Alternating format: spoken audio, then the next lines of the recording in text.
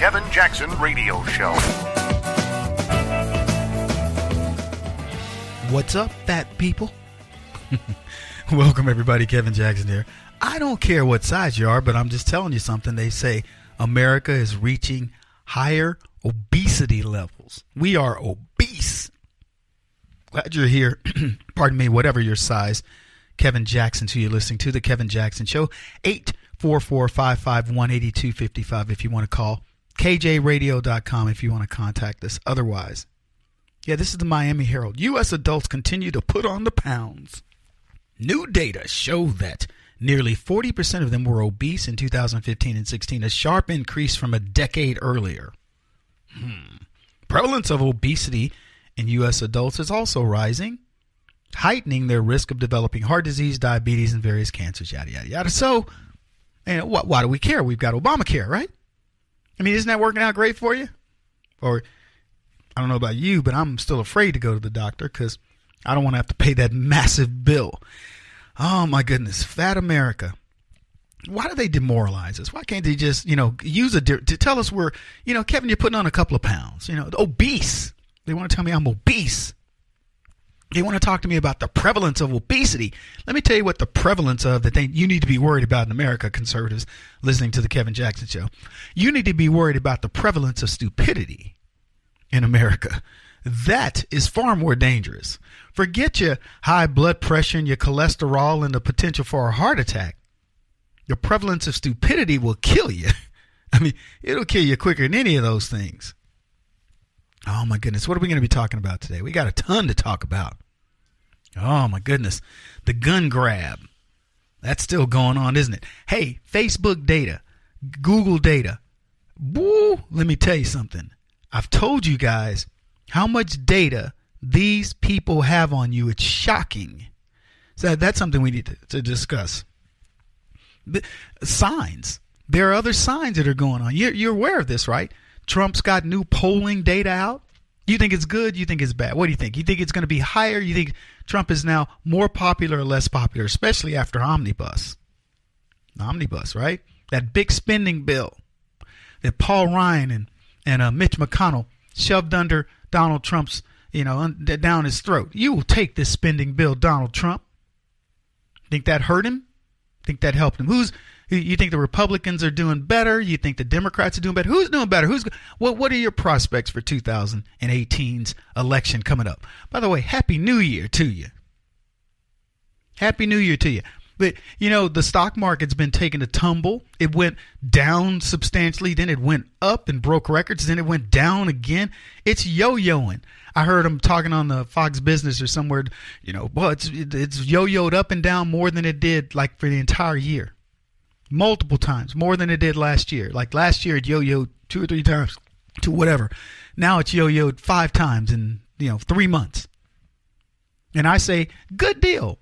I'm glad the market isn't just shooting up into the stratosphere so it could fall in November or, October and people go, oh, look at that. It's falling this many points. Now it's just a steady up and down. It's yo-yoing. And here's what you need to do. You need to relax. You need to just let that straight line up occur, that you're not balancing it every day. If you're a day trader, you can be looking at the volatility. In fact, that's how you make money. But in the long run, if you just let it play out and you've picked some good stocks, you've been doing all right. Your market, you're doing fine. You're doing great in the market. Until you decide to sell or do something else, it's all paper money anyway. And just for the record, it's paper money. Well, it's not even paper money these days. It's electronic money. And pretty soon it may not even be money that's just like the dollar. It'll be Bitcoin and all these other cyber currencies. You're going to feel safe with that? I don't know if I will. Because let me tell you, I'm looking at this Facebook data, this Google data. It's scary stuff out there. What else we got going on? Walmart, they have done something kind of interesting. It might be a sign.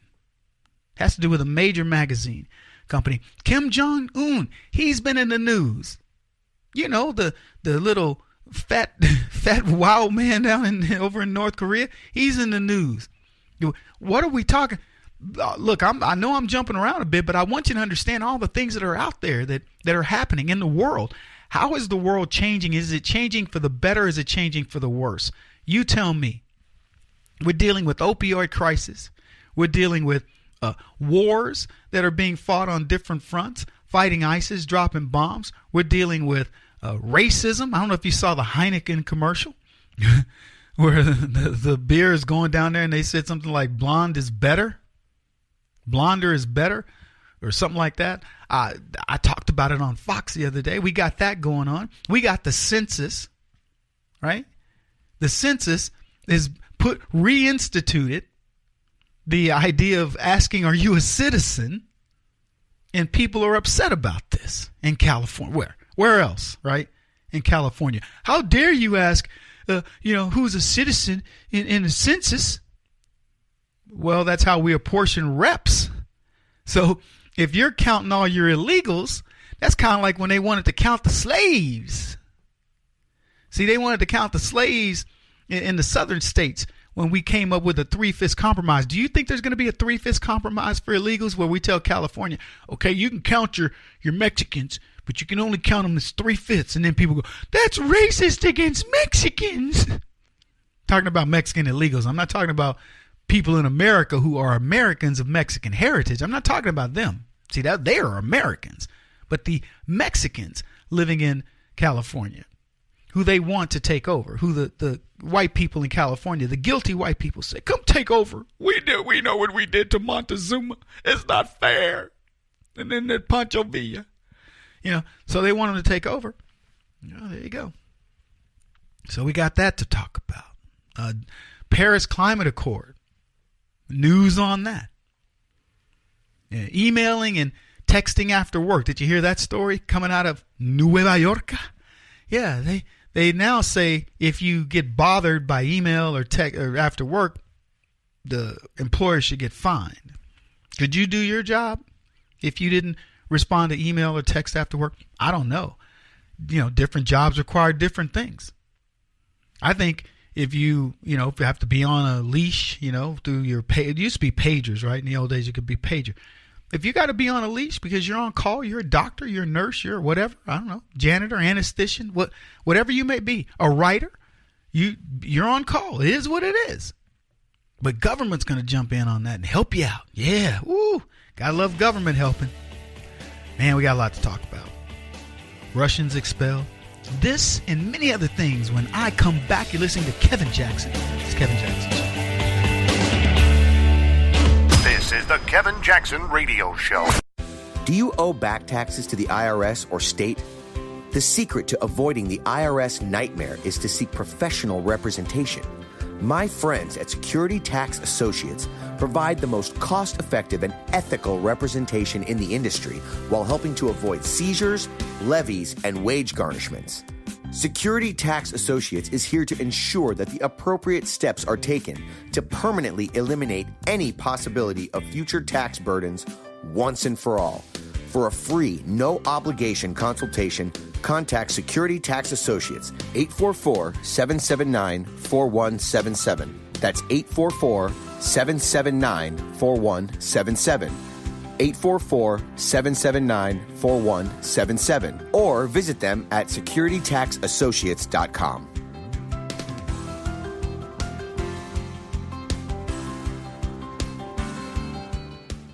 Beth Cook Moranville, author of Closer Than Your Breath, a book of hope. Hope, that wonderful, wonderful 4-letter word that you may feel completely out of.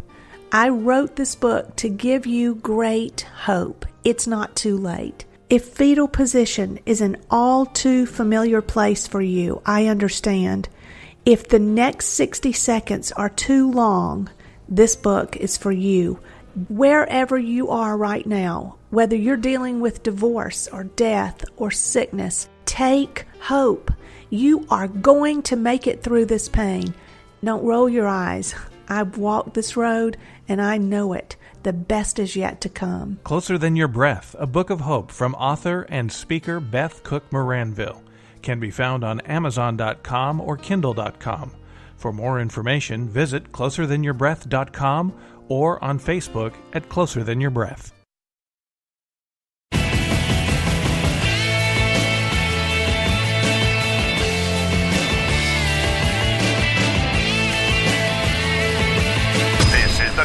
Jackson Radio Show.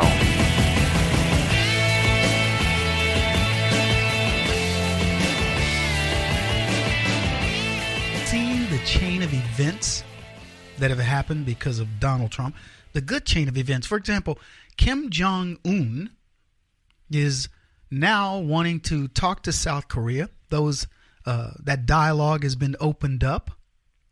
He also just made his emergency trip, or I don't know how you would define it, but an unplanned trip to China. And we now know that he did indeed meet with China's president.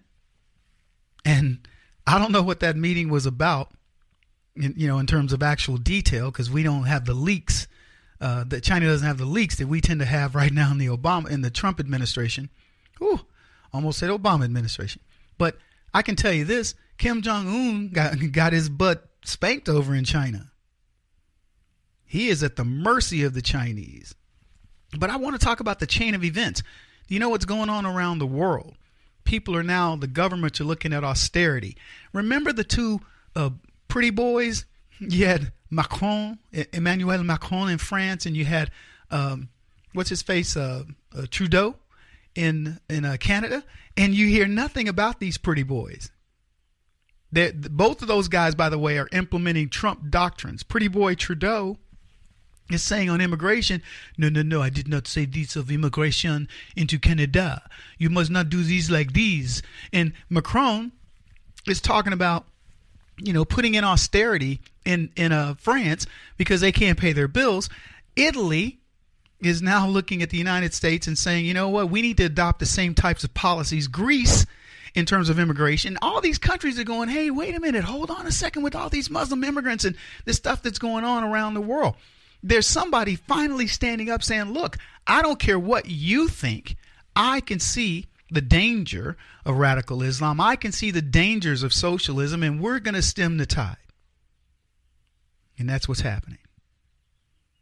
So all these things that these people are trying to do to, throw a monkey in the wrench and all this stuff about Donald Trump, forget it, man, please.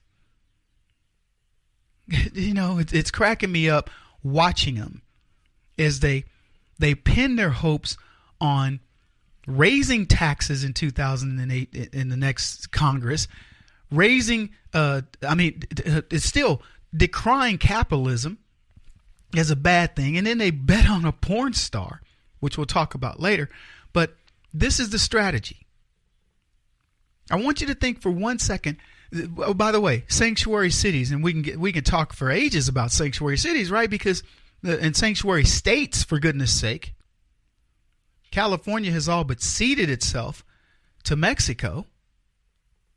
And I mentioned the census early on in the broadcast that, the asking a question of are you a citizen or not? If you're here, are you a citizen? Is now considered taboo. All the years that we've been doing the census, we've always asked the question, how many people are in the house? How many are citizens? Oh, we don't want to tell because, it's a terrible thing to be under the radar. If you are here illegally, you were under the radar no matter what. But these guys it's a bad thing. But Barack Obama in 2010 took away it was the Voting Rights Act of 1965 that required that question. And the reason for it is they did not want to negate the vote of black folks. It was part and parcel of the Jim Crow era, if you will, that they said, we're going to make sure that blacks get represented, so we're not going to water down the vote. Illegals water down the vote. California lost 2 representative legislators. They lost 2 congressmen. And the reason is very simple. They're chasing their good citizens out. Corporations leaving, citizens leaving because they're taxed to death. And it's going to continue to happen. So the only thing that they can do is to say, well, we need to have, everybody counted. Everybody counts here. No, you don't. So imagine what happens when California is 50% illegals, in the most populous state in the country, but only 50% of their people are represented. So they continue to lose representatives. What's going to happen to that state? I think you can kind of draw your own conclusions. And of course, what's President Trump doing? He's fighting with common sense. again, folks, we're not talking about rocket science here. You don't put the lives of your citizens over the lives of other people. You don't do it. Doesn't mean, if somebody's here and there. Let me put it to you this way. If I'm walking the street and somebody's getting beat up or robbed or whatever, I don't go, "Are you a citizen?" I'll respond. But I'll tell you this, in knowing that, because that's human nature, but in knowing that someone is a citizen versus a non-citizen and the identical crime is being committed, I'm going to go help the citizen first. That's just what I would do. I'm going to help. No offense to, let's say, I'll do it another way. Let's say it's a German and an American, identical situation. I'm going to help the American first. I'm not going to help our visitor. I'm going to help my countrymen first. That's a bias. Call it whatever you want. If I were in Germany and an identical situation occurred, I'd expect the German to help the German first before they help me. Call me silly in that way. But that's how you make your, people will see me as a human being, but they go, "Look, if I can get to you, I will, but I'm going to help so-and-so." It's like I tell you guys all the time, if I got two kids, one's somebody else's and one's mine, and they're both drowning, sorry for your kid. Doesn't make me heartless. I'm saving my kid. I get it. "Oh, Kevin, wouldn't you feel bad not saving your?" Yeah, I'd feel worse if I didn't save my own. Don't talk to me about it. Anyway, here's some good news. Donald Trump, approval rating up 7 points since last month, and this is an AP poll. The bad news, they say, this only lifts Trump's approval to 42%, low for a president at this point in his tenure. Still, the trajectory, they say, is a welcome shift for the White House. Let me tell you, do we really got to go through this again? Disregard the polls. I don't care what they say about Trump. Now, look, I'm not happy that he had to sign omnibus. And my initial thought was, doggone it, Donald Trump, you should have vetoed it. But I understand what he's doing. I think they were trying to set him up. If he vetoed it, they'd say he's in violation of national security because we're not funding the military, and they would figure something else out. So he signed it, but he said, "This is the last one I'll sign." And I believe him. And I also know that Paul Ryan doesn't have the male genitalia to help the dude out and say, I'm not putting something in front of him that I'm going to force him not to sign or to sign and have to catch the wrath of the people. But this poll tells you what you need to know. The American citizens get it. We know the gamesmanship that's being played, including on our side of the aisle.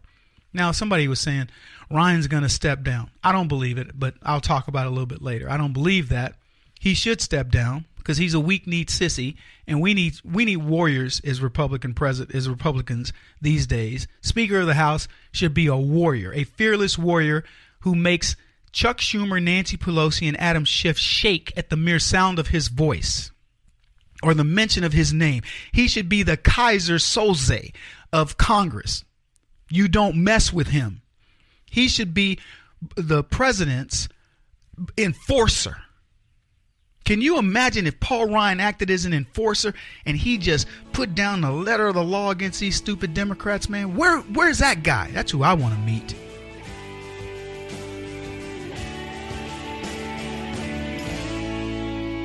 This is the Kevin Jackson Radio Show.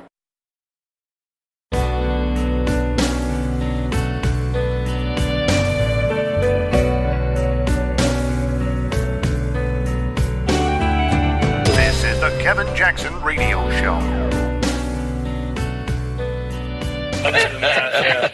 But, you stood there nearly every day in your tenure as press secretary, and I'm wondering about the presidency that you were a part of and what you think about the damage that's being done to the institution of the presidency today, given that you worked for a presidency that was virtually scandal-free and exemplary person as president, and now we have nearly the opposite. What was the question? Welcome back, everybody. Kevin Jackson here. That was some MSNBC clown asking former press secretary for Obama, Robert Gibbs. Again, he didn't even ask a question. He just lauded praise on Obama for having the scandal-free administration. Yeah, nothing changes for the left, does it? These people are identically the same. Hey, but let's speak a little bit about what's going on with the slam on Donald Trump that the left want to make, because they want us to make some hay with this Stormy Daniels thing. I don't know if you guys are keeping up with Stormy Daniels. I didn't start following this story till recently, and it's getting more and more fun to watch because it's laughable. It really is. Stormy Daniels, if you look at it, she says, I never did anything with the president. And she said, oh, wait a minute, I can make more money if I said that I did. And it's become really and truly funny. Maybe we'll cover it a little bit later because I'm not that interested in it. And neither are you, apparently, because MSNBC and CNN are trying everything they can to do to get traction on this stupid story, and nobody's biting. Everybody's like, who? Stormy? Who? What happened? Stormers where? Is it a hurricane named Daniels? What is it? A storm at Daniels? People don't know what it's about. And supposedly, just while we're on the subject, so 11 years ago, Donald Trump supposedly was with, Stormy Daniels in this affair.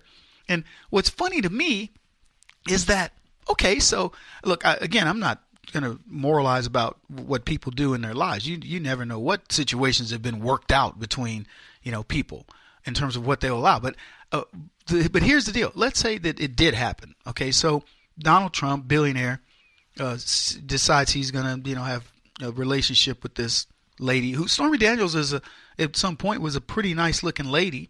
She's not a bad looking lady today, but time ages. Some people worse than others, and let's just say porn stars don't age very well typically because they've been rode hard and put up wet. Pardon the pun. But anyway, so you got Trump, who maybe 11 years ago when Stormy Daniels was pretty hot. And I don't know if you know her record, what she's done with her life. Since we're on the subject, I figure we might as well cover it. But she, at the age of 17, the ripe young age of 17, she ventured to some location with a friend of hers. And this girl who she was friends with took her to a strip club, I guess, where the girl worked.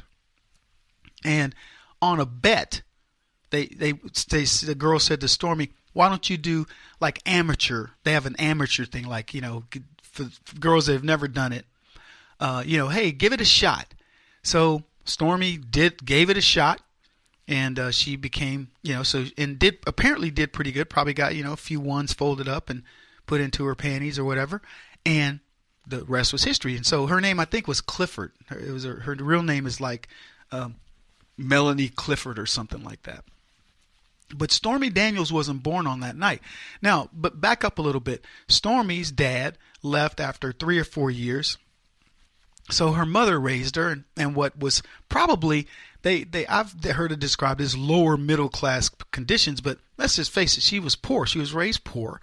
Her mom, was a struggling single mom, and Stormy was probably one of these latchkey kids that didn't get good foundational upbringing, didn't have her daddy.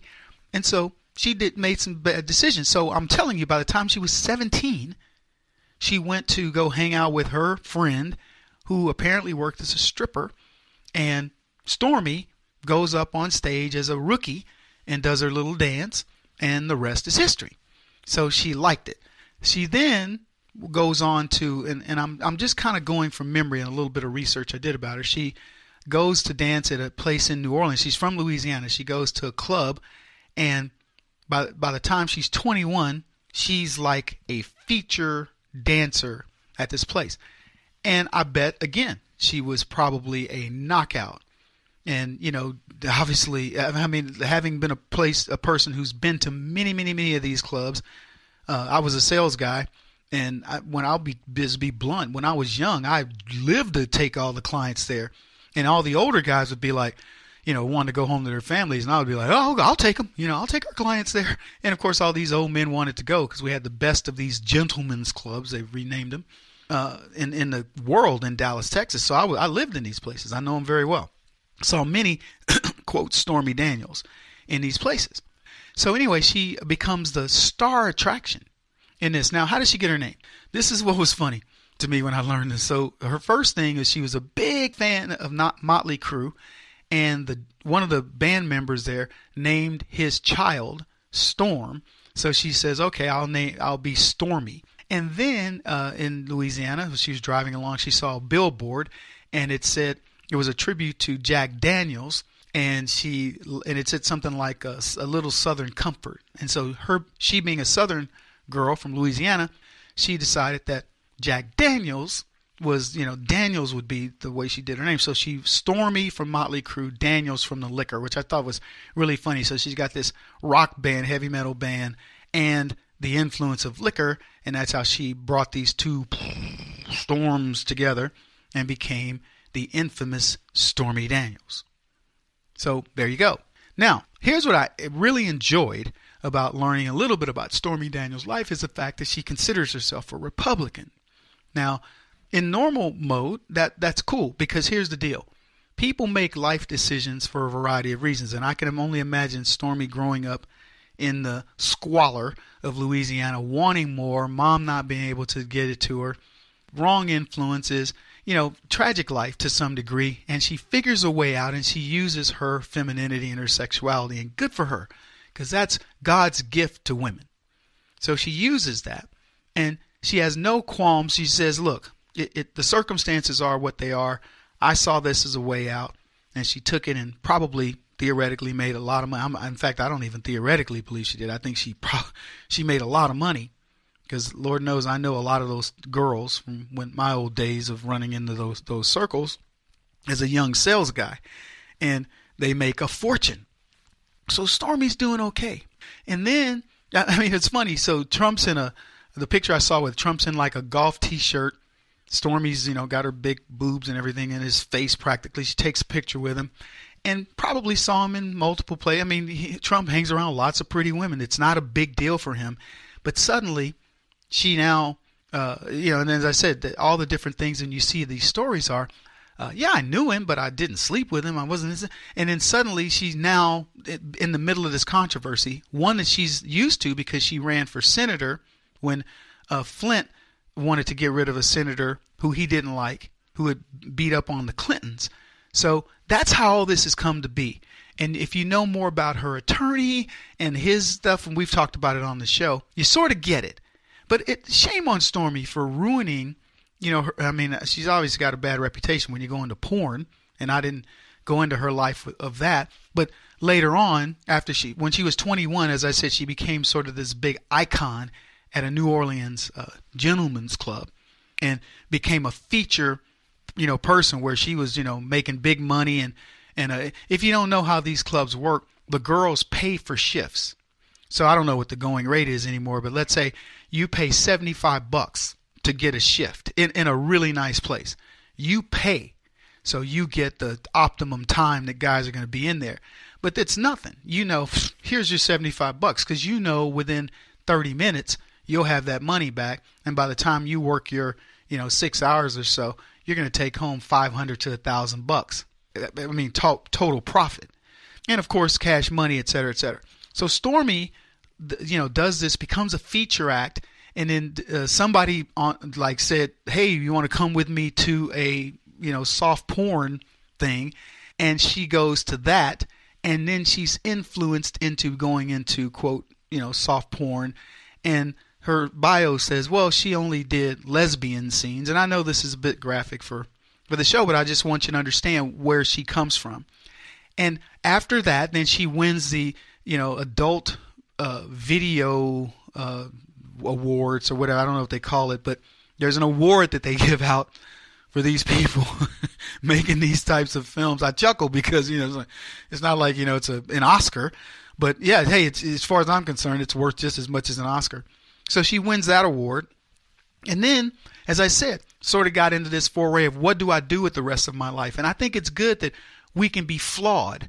And Stormy Daniels can say, I'm a Republican, I'm flawed. Yeah, I did a career that's not a typical Republican career, but I'm redeemable, and I want to come, do something with my life. But this is it. This is where she's come to, from where, what her life could be to this. I think it's ridiculous.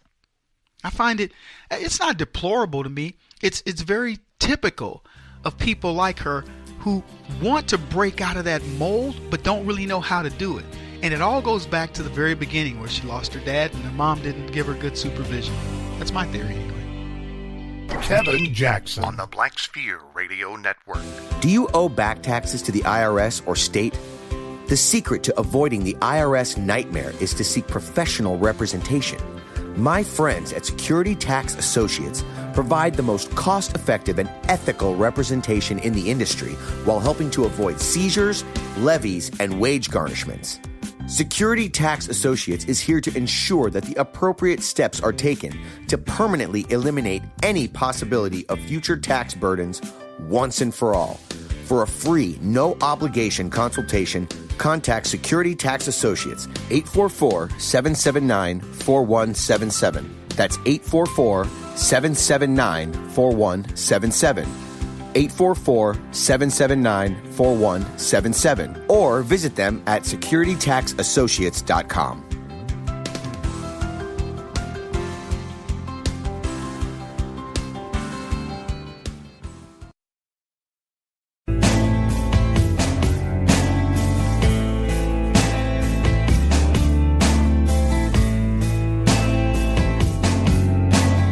Putting an end to identity politics. This is the Kevin Jackson Radio Show. Al Sharpton's brother was arrested. I forgot Al Sharpton had a brother. I know he got a young girlfriend. Welcome, everybody. Kevin Jackson here, KJRadio.com. Multiple things I want to talk about this segment, but I want to begin with Al Sharpton's brother. He goes out. They march for, the March for Guns. March for Lives is what they call it. Any black person who is marching on behalf of guns, the gun control freaks, and calls it the March for Lives should be imprisoned, because while they were marching against gun violence in these schools, let me tell you something, more blacks were being killed in abortion clinics in the time that it did that march than will be killed in Chicago over the weekend, and that's a pretty big number. And the impetus of this is what gets me. This is what really hacks me off about how the left, it can get blacks, either frothing at the mouth like in the event of a cop shooting, or something that they want, to try to gain control over. They say, hey, pay some brothers and sisters off and they'll come do it. And we do. We come out there, so tell me what am I supposed to say and where do I pick up my signs? And they go out there and say whatever these crazy leftist white bourgeois cocktail sippers like Soros and others tell them to say. Not even thinking about the eggs that are being cracked on in the black neighborhoods. Meaning, we're not making omelets here, folks. We're killing babies. We're killing society. We're killing the culture, black culture. They don't care. They couldn't care less. So they go out there marching with this stuff. They got a Heil Hitler, Sig Heil Hogg, David Hogg or whatever his name is. This kid, let's just face it. Be honest. Think about this. This is the kid at your school who you knew narked on everybody, right? Look at the kid. I was talking about this the other day. This is the kid who you is not to be trusted. I'm just telling you, not to stereotype, but look at how he looks and tell me that that's a guy you would trust and want to do anything with you. He is the Anthony Weiner up-and-comer guy. This is a kid who's building his reputation right now so he can become a, quote, leader in the liberal progressive agenda going forward. He's already building his resume. You know it and I know it. He's a guy you should never put your trust in. And the media is just touting him. And as I said, he's building his resume. He will be the belle of ball. This kid will be traveling the world, spokesperson for progressivism. He's already laid out a strategy that will make him filthy rich. He will enter politics and be one of the most dangerous people you've ever met, unless somebody stops him in his tracks right now. I'm telling you, God is my witness. We don't have to worry about it, but your kids and your grandkids are going to have to worry about him. He's going to be a Bill Clinton, an Anthony Weiner, a Barack Obama, and Adam Schiff, all rolled into one glorious progressive package. You bet, take my word for it. And he's out there talking about getting guns, looking like a little Adolf Hitler. Anyway, back to Sharpton. So Sharpton's brother, he's protesting anti-guns, because he's been paid. Somebody paid the National Action Network of Al Sharpton and said, come out and get your brother and get your sisters and your cousins and your girlfriend and all that, and I'll pay you. And Sharpton obliged. Anyway, March 25th, 10:50 p.m., Dothan police officers responded to a suspicious vehicle near an AME church. While they were in front of the area, they discovered a wrecked vehicle at the intersection of Lake Street and Allen Road. One of those vehicles was occupied by Ms. Brunia Jennings, 23, of Dothan. Ms. Jennings was pronounced dead at the scene, gunshot wound. Several people at the scene were detained, taken to the Dothan Police Department for interviews. After interviews were completed, Jamie Emmanuel Towns, 26, of St. Andrews, Dothan, Alabama, was arrested for capital murder. No bond was issued. Also arrested was Pastor Kenneth Sharpton Glasgow, 52, of West Powell Street, Dothan, Alabama. No bond issued. Now, I don't know what he had to do with it, but he's under arrest for this murder of this young girl. And I don't know. I didn't read any more of the story, but I just look at the irony of it all. That's what caught my eye, is the irony of a man who's protesting gun violence and then is now tied to the death of somebody by way of anybody? Yeah, gun violence. People are amazing. So Donald Trump comes out and he says, look, your Second Amendment rights are protected. And, I'll be honest with you. Every time we bring this up, what we should be saying every time one of these people discusses I call them the gun control freaks and nuts. Every time one of them brings something up, you say, let me just explain something to you. This ownership of a gun is not a government right. It is a God-given right, a right of every man to protect himself with whatever implement is best available. If you won't sell me a gun, I'll make me a gun. If you won't sell me a bullet, I'll make me a bullet. But I'm going to own a gun, and I'm going to own the apparatus that makes the gun worth having, because if you don't have bullets, it's a big old metal rock, So but I'm going to have the ability to protect myself, and it has nothing to do with you, government. Nothing. Government, it's funny how, what are you talking about? This is your right, to tell me how I can protect myself. It's citizens who've done this all over the world, as far as I'm concerned, are crazy. There is no way you're going to limit my ability to protect myself from you or anybody else. And anybody that's doing that is saying, I want to be able to maintain control of you. I want to be able to have guns with my military and my police, and you will have nothing. No. What you're telling me is I have to believe that the government is completely benevolent. It's never going to do anything wrong. And what? I disregard history in that regard? Governments all over this world are corrupt and evil apparatus.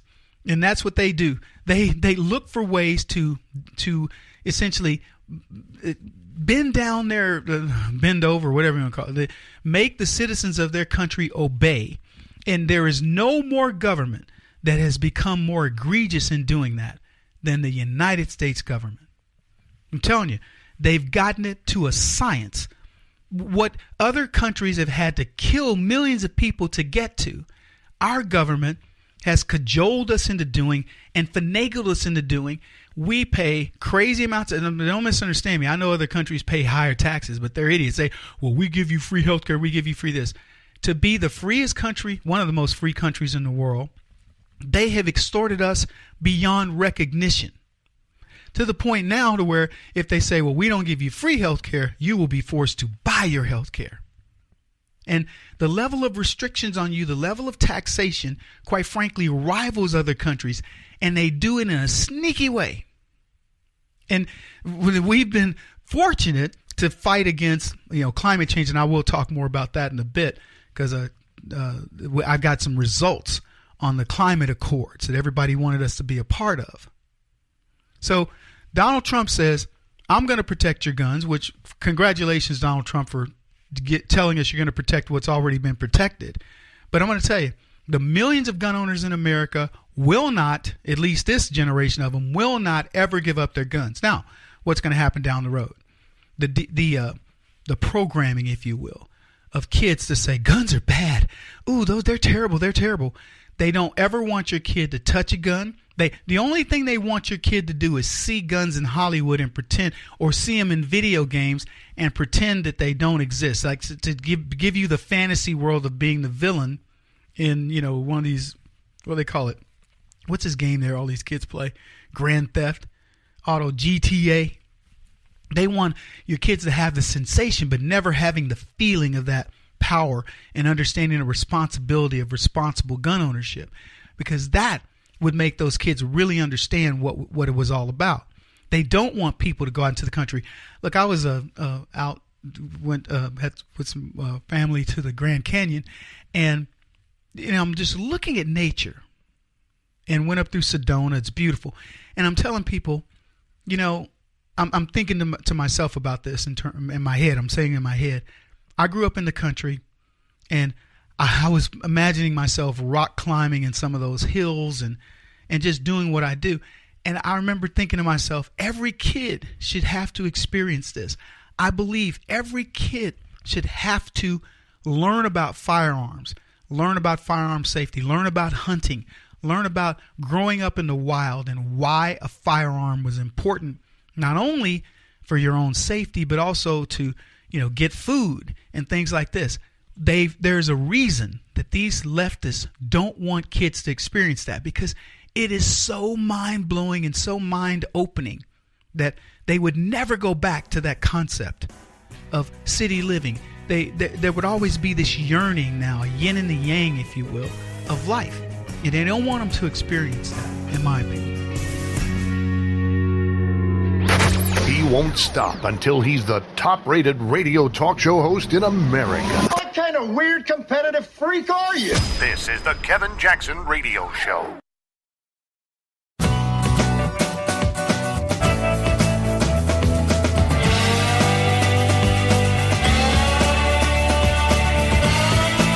This is the Kevin Jackson Radio Show.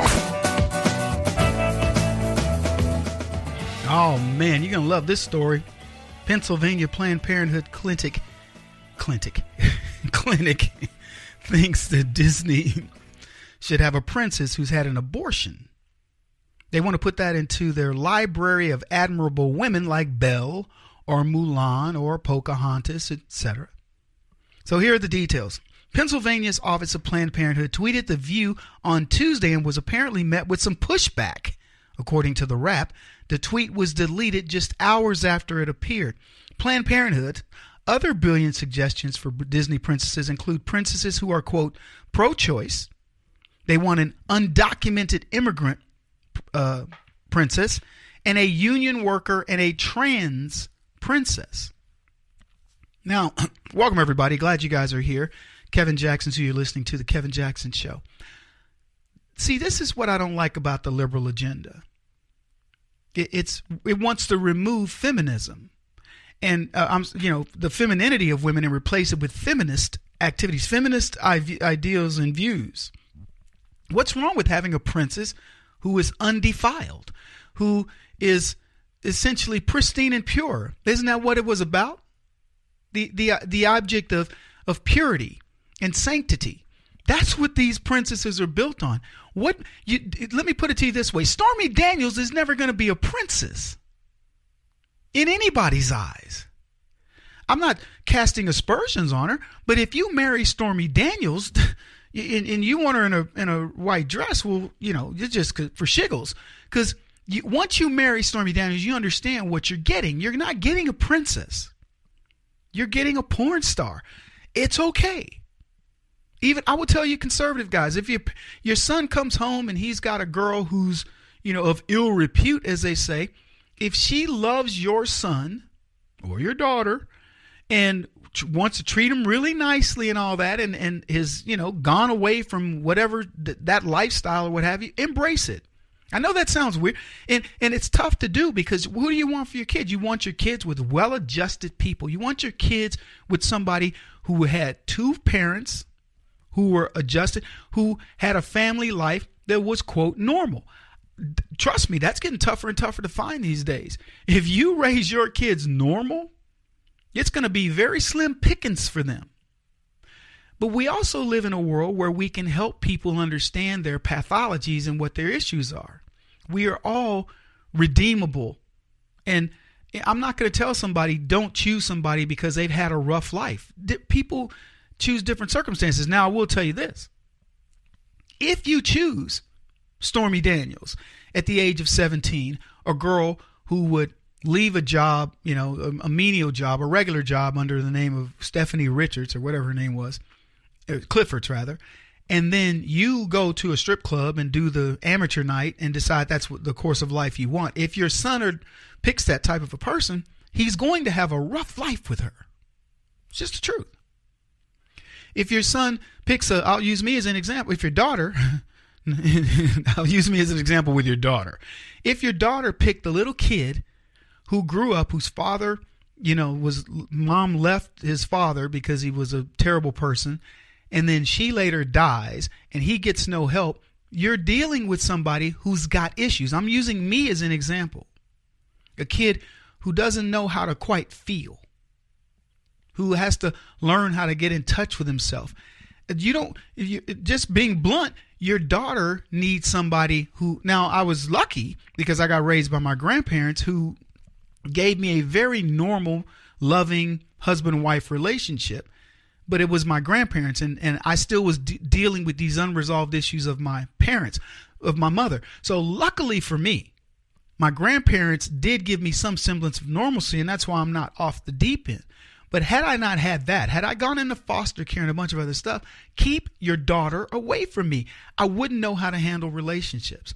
What good parenting does is it teaches a child how to look at a relationship and be able to deal with the ups and downs and understand it. That's what you're looking for.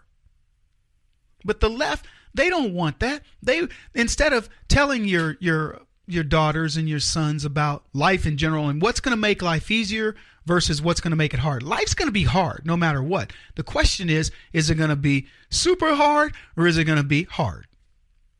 Those are your in-betweens. Now, occasionally life's going to be good and it'll balance out the rough spots, but it's either going to be hard or it's going to be unbearable, and you can make it unbearable. You can choose the wrong people to put in your lives and it will make it unbearable. It's just the truth. And so what the left wants to do by saying, hey, let's have a prostitute princess. I mean, that's essentially what they're saying. If you can have a princess who had an abortion, well, why not? What limits should we put on this princess? And while we're at it, why don't we redefine what a princess is? Because every dad goes, oh, my little girl, she's my little princess, who, by the way, has abortions. Yeah, that's what every dad does. He's doting on his abortion-having princess. Why don't we create abortion Barbie? And even better, let the girl deliver it. Be a doctor and take the forceps and pull the baby out by pieces. Let them do that.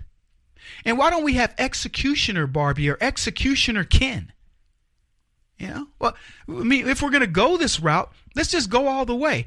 How about we just get rid of everything that represents good? Huh? How about that, leftists? Would you be pleased then? So you could raise your kids to say, oh, disregard God, disregard purity, disregard the sanctity of marriage and all these other things that these square conservatives hold near and dear, because you know what? We can have abortion Barbie and executioner Ken and roadkill Randy and whatever else. I don't know.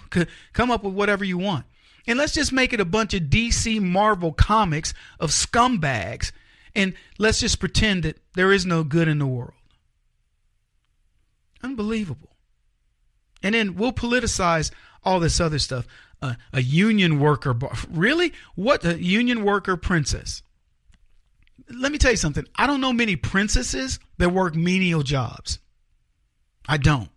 And when people talk about making a princess, when parents do it, they're thinking about somebody who lives a charmed life. It's very rare, but we want to believe that it can happen. Oh, and a tranny princess, as I've said before, folks, there is no such thing as a transsexual. There isn't. You can, if you want to live and you want to say I'm a boy and I want to live as a girl, I got no problem with that. But you're not a transsexual.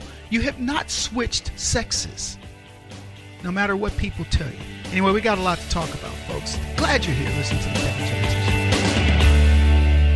This is the Kevin Jackson Radio Show. Do you owe back taxes to the IRS or state? The secret to avoiding the IRS nightmare is to seek professional representation. My friends at Security Tax Associates provide the most cost-effective and ethical representation in the industry while helping to avoid seizures, levies, and wage garnishments. Security Tax Associates is here to ensure that the appropriate steps are taken to permanently eliminate any possibility of future tax burdens once and for all. For a free, no-obligation consultation, contact Security Tax Associates, 844-779-4177. That's 844-779-4177. 844-779-4177. Or visit them at securitytaxassociates.com.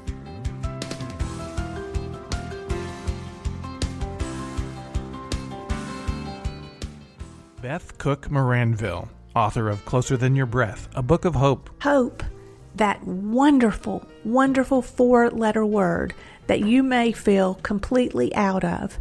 I wrote this book to give you great hope. It's not too late. If fetal position is an all too familiar place for you, I understand. If the next 60 seconds are too long, this book is for you. Wherever you are right now, whether you're dealing with divorce or death or sickness, take hope. You are going to make it through this pain. Don't roll your eyes. I've walked this road and I know it. The best is yet to come. Closer Than Your Breath, a book of hope from author and speaker Beth Cook Moranville, can be found on Amazon.com or Kindle.com. For more information, visit closerthanyourBreath.com or on Facebook at Closer Than Your Breath.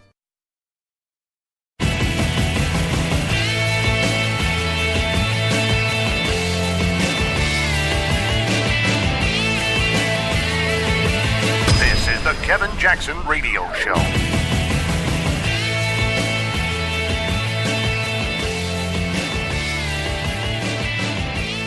Women's magazines, oh my goodness.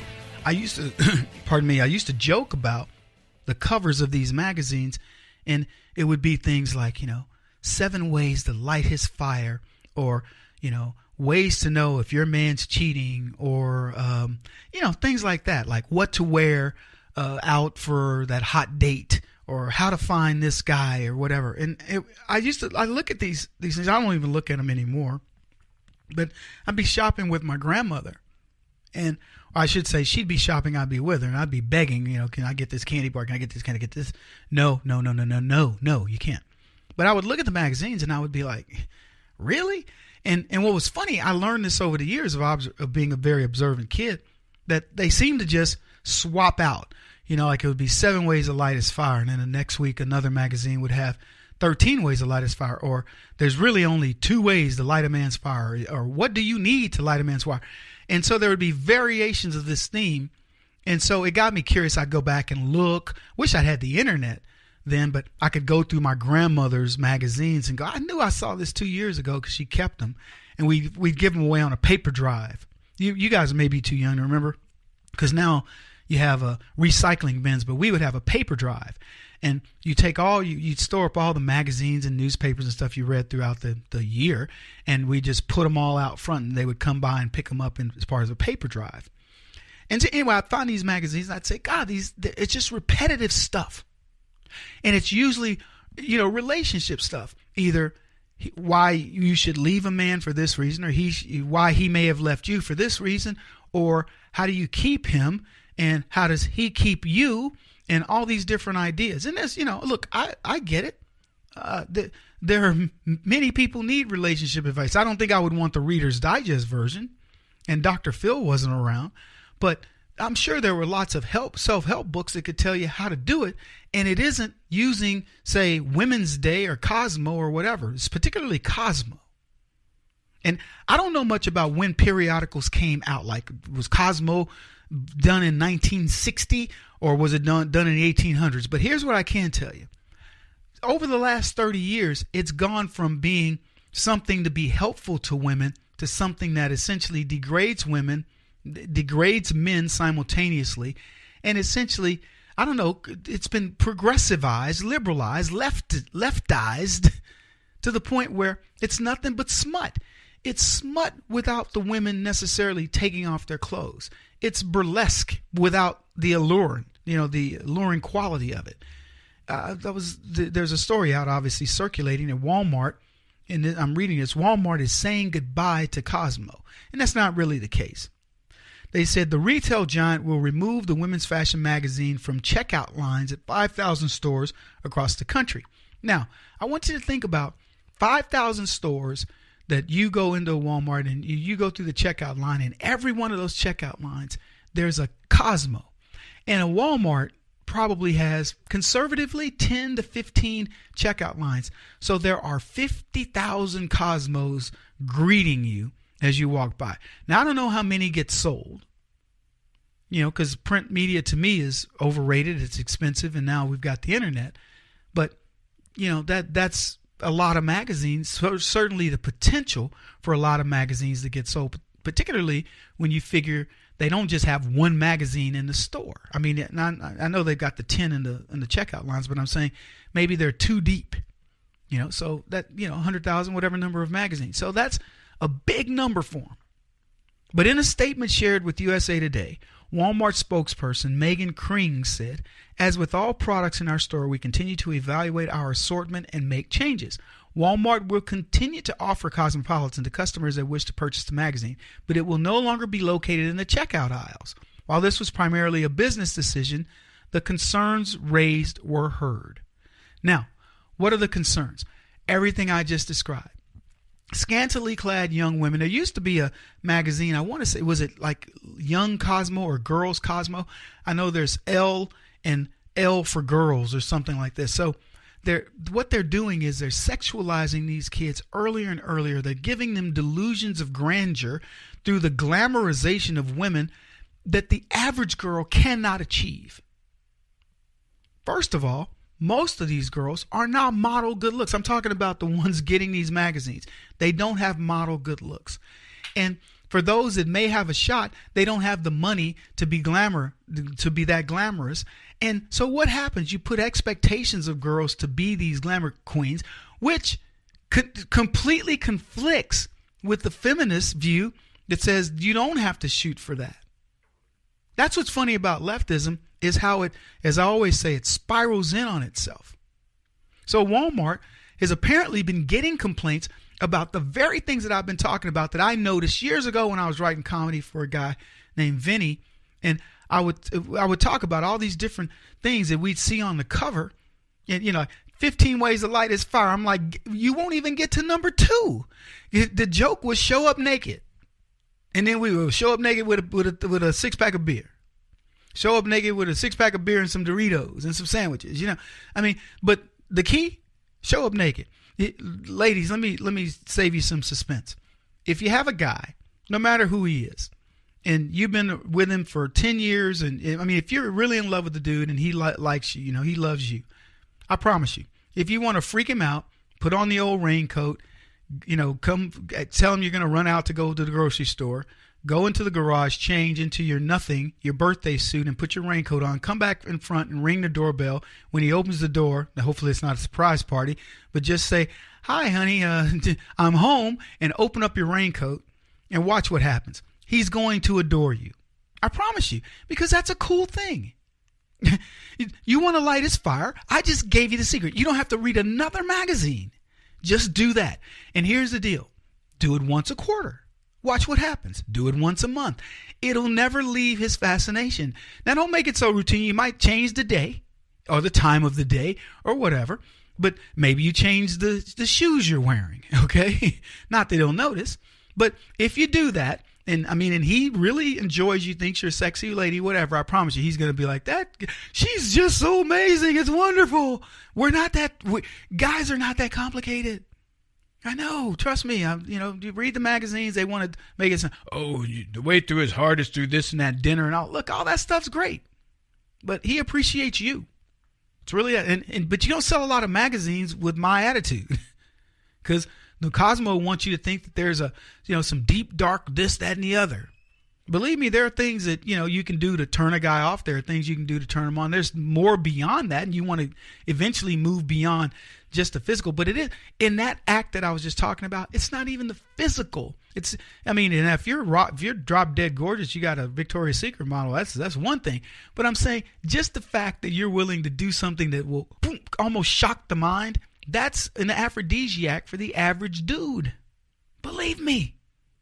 So enjoy these types of things. But anyway, they say this: you can go through and buy your groceries with your family, knowing you don't have to be exposed to this graphic and often degrading and offensive material, ENCO's Vice President of Advocacy and Outreach, Haley Halverson, said. Instead of all these magazines will be moved in isolation to the magazine racks. Good for Walmart.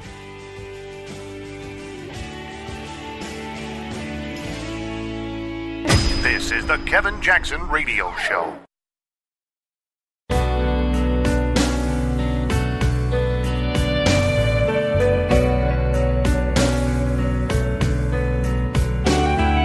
This is the Kevin Jackson Radio Show.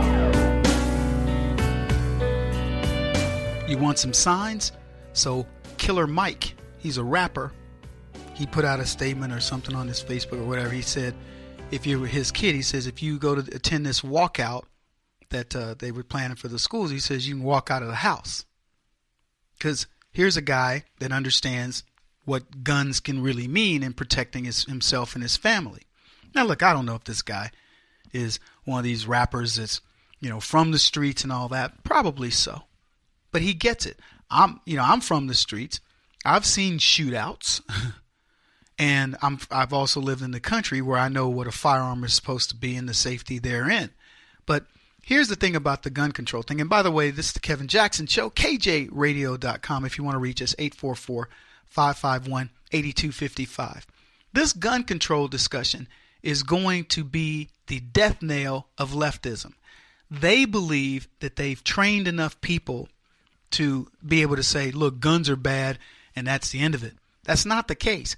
When you get a guy like Rapper Mike, or you get Ice-T, or you get Samuel L. Jackson, by the way, both of those guys, again, strong, supposedly liberal Democrats, who when you get into the concept of guns go, nah, they lose blacks. They're going to lose blacks on that issue. Here's another thing they're going to lose blacks on. They're going to lose blacks on the issue of Stormy Daniels and trying to make hay out of this story where Donald Trump, billionaire playboy, may have, quote, slept with a porn star, during his marriage or whatever. I mean, they're watching Clinton play the saxophone all over again, meaning that people don't look at those things as they see the flaws therein, but they look at that as making him human. And I'm just telling you, look, this is not, I'm not moralizing about it one way or the other. Y'all leave that for you to decide.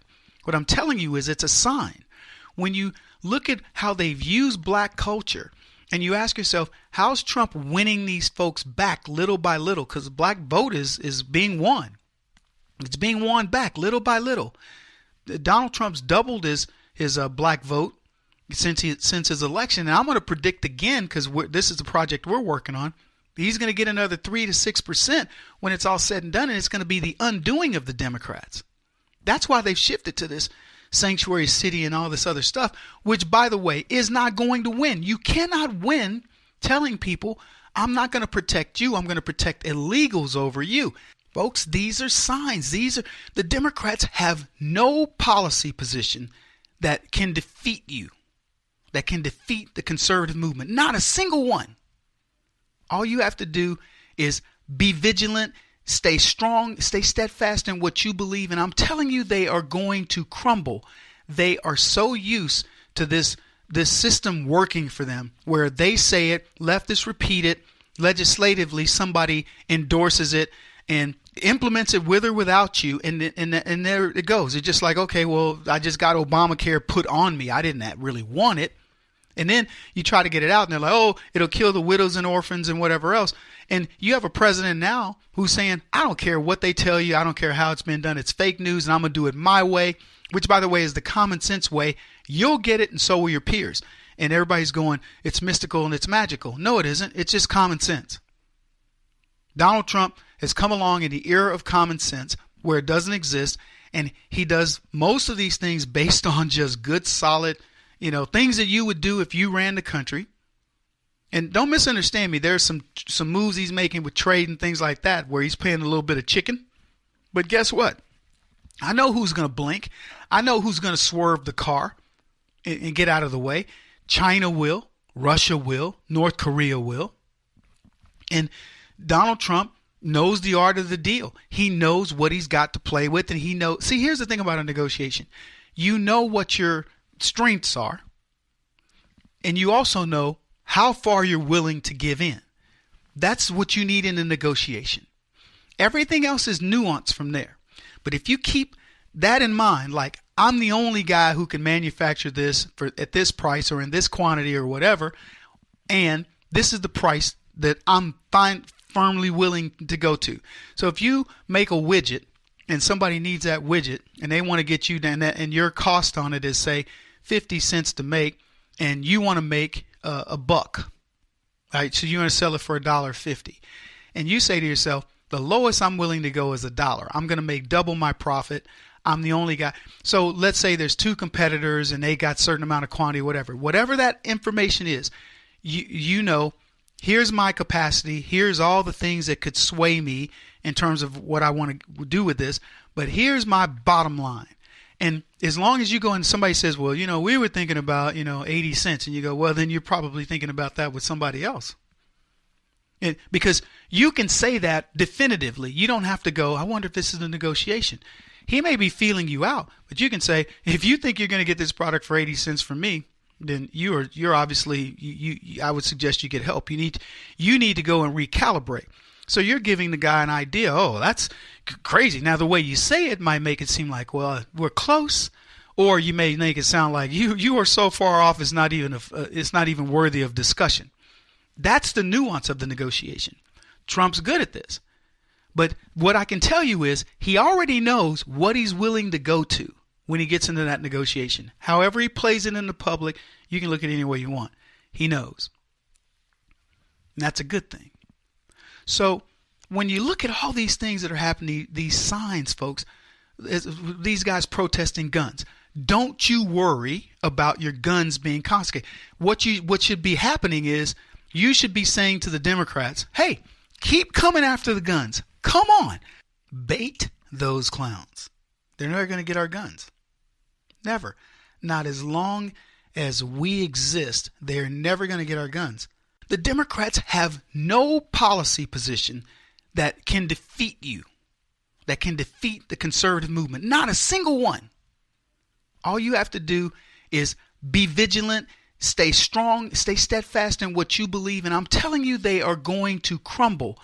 The question becomes, do they do enough damage to these youngsters to make them willingly want to give them up? Nobody's going to give up that protection as long as we're around. We make too much sanity around guns. By the way, the NRA, the amount of money that they have, the amount of lobby power, etc., this should never even be a discussion. I'll be honest with you. I don't know what it is why they play the games that they play, because there's no reason for us. For example, the statistics of gun use and prevention of crimes is an easy win. The statistics around gun use in preventing and talking about it in terms of rape and talking about it in terms of, and as I said, preventing other crimes, but I'm talking about putting it in terms of women's issues, putting it in terms of black issues, etc. It's so easy to do that it should never be discussed. If they wanted to do this, they could, and they could end this discussion. The end all be all of this discussion is, who are you to tell me what lengths I should be willing to go to protect myself? Oh, Kevin, society will do it for you. Okay, then how many crimes do cops solve versus the number, or committed versus the number of crimes that there are police officers? In other words, if there are 50 crimes committed in a city, or obviously there's more than that. Let's say New York's got 1,000 cops. How many crimes are committed every day? I don't know how many, but it's got to be multiple thousands. Robberies, burglaries, rapes, shootings, stabbings, beatings, etc. There's got to be thousands. So, in other words, if in order for you to be able to protect me, you would have to assign me a cop.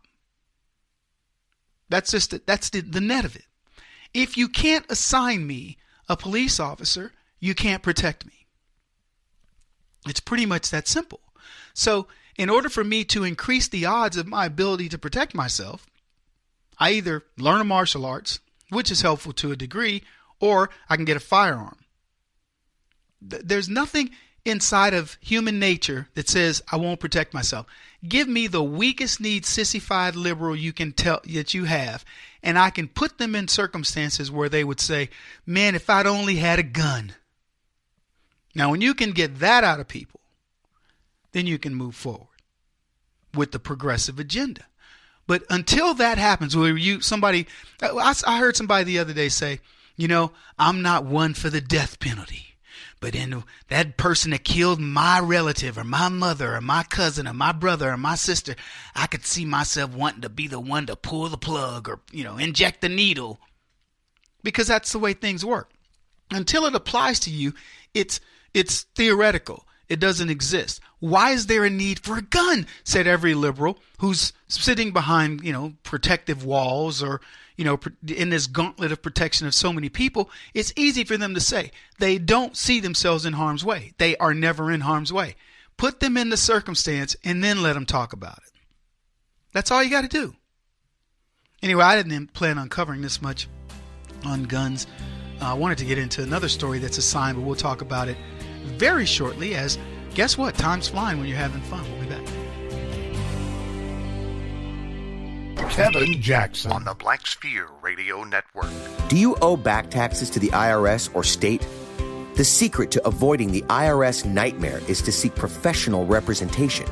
My friends at Security Tax Associates provide the most cost-effective and ethical representation in the industry while helping to avoid seizures, levies, and wage garnishments. Security Tax Associates is here to ensure that the appropriate steps are taken to permanently eliminate any possibility of future tax burdens once and for all. For a free, no-obligation consultation, contact Security Tax Associates, 844-779-4177. That's 844-779-4177. 844-779-4177, or visit them at securitytaxassociates.com.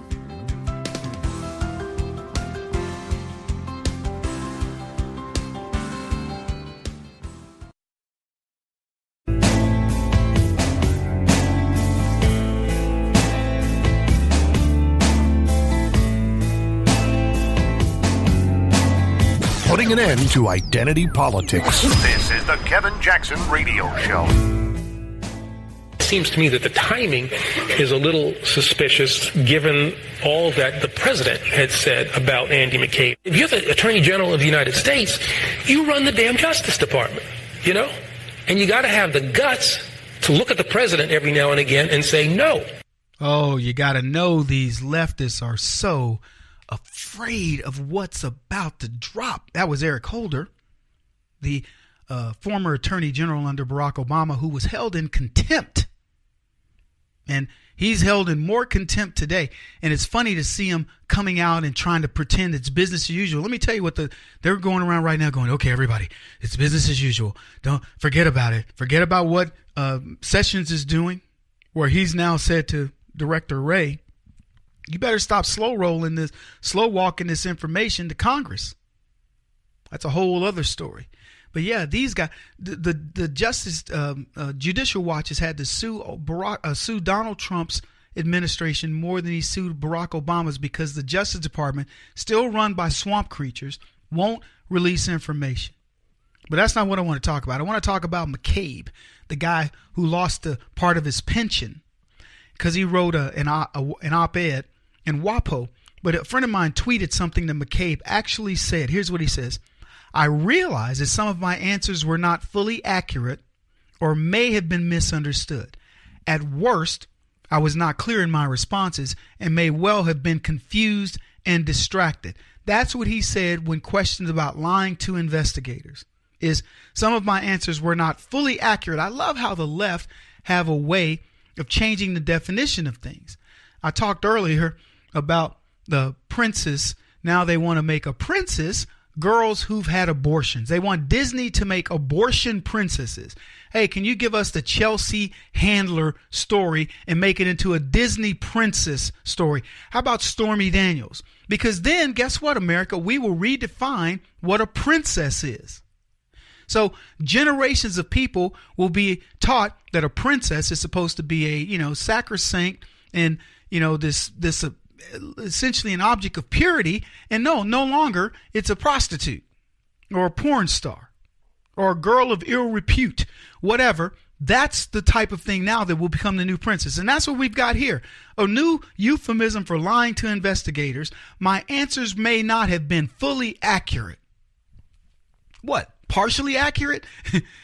A half truth? A half lie? A white lie? What? What is accuracy when you're in the FBI, supposedly one of the bastions of, being of justice? You got me speechless. A bastion of justice. And here you are talking about, maybe I just wasn't quite all the way truthful with you, but I didn't really lie per se.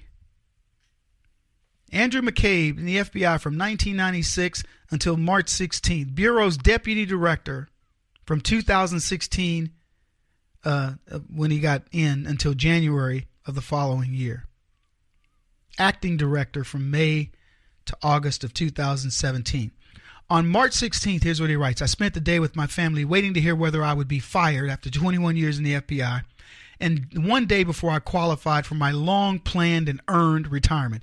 As day turned to night, I had a lot of time to reflect on how it would feel to be separated from the organization I love and led, and the mission that has been central focus of my professional life. Despite all the preparations for the worst-case scenario, I still felt disoriented and sick to my stomach. Around 10 p.m., a friend called me to tell me that CNN was reporting that I had been fired. She read me the Attorney General's statement. So after 2 decades of public service, I found out that I'd been fired in the most disembodied and personal way. Third hand. Well, you should have been watching CNN, you clown. Then he says, based on a news account. Well, at least it wasn't fake news, Andy. Shortly after getting word, I noticed an email from the Justice Department official in my work account telling me that I had been, quote, removed from the Federal Bureau of Investigation in the Civil Service. I had been accused of, quote, lack of candor. That is not true. I did not knowingly mislead or lie to the investigators. When asked about contacts with a reporter that were fully within my power to authorize as deputy director, and amid the chaos that surrounded me, I answered the questions as completely and accurately as I could. In other words, he gave you the standard FBI BS answers, the same way Comey did. That's going to get Comey fired, and well, he's already gone, but get Comey ultimately imprisoned. He says, when I realized that some of my answers were not, quote, fully accurate or may have been misunderstood, I took the initiative to correct them. At worst, I was not clear in my responses, and at best, because of what was going around on me, may have well been confused and distracted. And for that, I take full responsibility. But that is not a lack of candor. And under no circumstances could it ever serve as a basis for the very public and extended humiliation of my family and me that the administration and the president personally have engaged in over the past year. Well, I'll tell you what, Andy. Here's what I have to say to you. Welcome to the party, buddy. What was it? Welcome to the party, pal. When McCabe, what's the guy's name in Lethal? I mean, you know what I'm talking about, the movie, right? Where he throws him over Die Hard. He throws the guy out the window. Welcome to the party, pal. Welcome to the party, FBI pals. Andy McCabe, a.k.a. Andrew McCabe, who worked for Comey, is as crooked as the rest of them. He was complicit in trying to get rid of Donald Trump. And now that Trump, in any way, shape, or form, fights back by telling Sessions, hey, look, this guy's a crook. He should not be rewarded, because guess what? There's a new sheriff in town in D.C. that says you don't reward incompetence. There is no Peter principle to apply. You know what that is? You will rise to the level of your incompetence. Ergo, Barack Obama became president. This is the type of thing that we must address. And here's McCabe conspiring against Donald Trump, the private citizen, then conspiring against Donald Trump, the president. You want to know why he had the gall to do such a thing? He still believed himself to be more powerful than the president as a guy running the FBI. That's how much empowered he felt based on the previous administration. The level of power that had been given, turned over to James Comey and McCabe by way of the leftist establishment, and the way things have been done in D.C. made this man believe he could oust a sitting president with the things that he did. Everybody in the food chain felt protected. I just want you to understand what you're dealing with here. People that felt themselves to be above the law, their calling, whatever it is that they decided to do at that moment, was bigger than any possible repercussions or ramifications they could possibly face. And so now, when caught, what does McCabe do? He starts whining. I was with my family and I found out from somebody calling me telling they were watching the news, and I had prepared myself for the worst case scenario. Then okay. Then if you prepare for the worst case scenario, then get over it, crybaby, because it was done. If you're prepared for the worst case scenario, your stomach shouldn't be Look, I've been in the deal where I'm like, you know what? This is what, I don't give a crap what happens. And I meant it. My stomach didn't get queasy when the word came in. If I was waiting on worst case scenario and it was better than that, I went, whoa, it could have been worse. I was prepared for worse. But I didn't sit around going, I'm going to write me an op-ed in Washington Post, and I'm going to tell people how bad they treated me. Lack of candor. That's all these guys have had, is a lack of candor. His wife was a Clinton surrogate, and they accepted money from the Clinton Foundation, over $700,000 to run her campaign, and she was supposed to win. McCabe was doing everything he could to do it. Hillary Clinton was going to be the president, and Andy McCabe knew it, and everybody else in the establishment knew it, and they said, to heck with Donald Trump. He's never going to see the light of day on what we do to him. So who cares? Devil may care. And then Trump gets elected, and now this big baby wants to cry. He says this, not in my worst nightmares did I ever dream my FBI career would end this way. I believe that. I believe that's exactly right. He just knew that we've done everything we need to do to stay in power. We have bogarted this government for the last 3 decades. I got nothing to worry about. My 21 years in the FBI is safe. I got protection, man. I'm part of the racket. He says the next day I wake to find the president celebrating my punishment. Andrew McCabe fired. A great day for the hardworking men and women of the FBI. A great day for democracy. He says, I was sad but not surprised to see such an unhinged public attacks on me would continue in my life after service to the FBI. President Trump's cruelty reminded me of the days immediately following the James B. Comey, as the White House desperately tried to push the falsehood that people in the FBI were celebrating the loss of our director.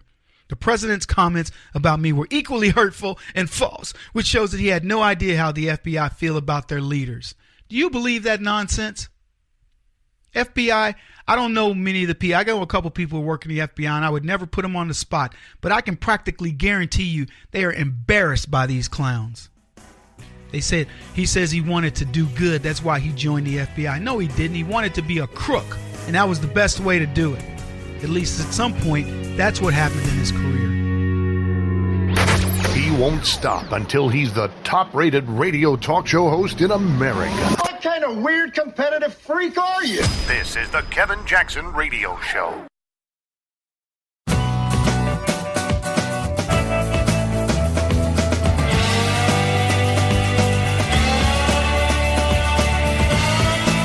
This is the Kevin Jackson Radio Show.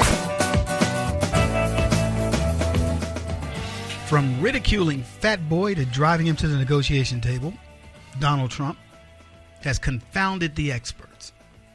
How are you going to deal with Kim Jong-un? They tried to make Donald Trump look like he was the unhinged one, right? And now you've got Kim Jong-un begging for mama's milk over in China, ready to negotiate with South Korea, looking like in good faith he wants to enter the real world.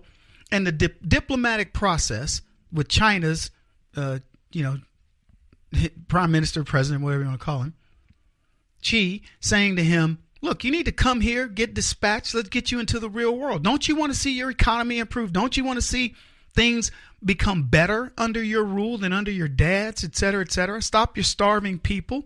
Get us to lift the sanctions. And why do you think all of this is happening? Welcome, everybody, to the Kevin Jackson Show.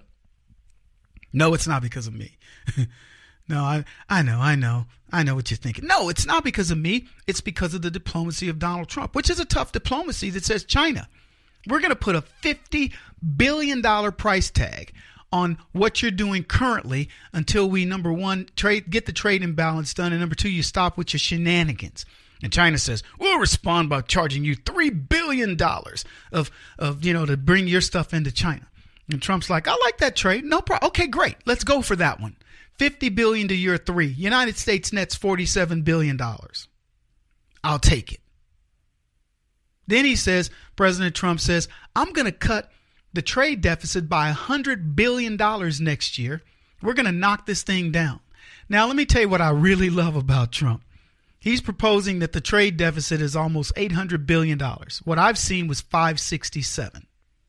That's what I've seen.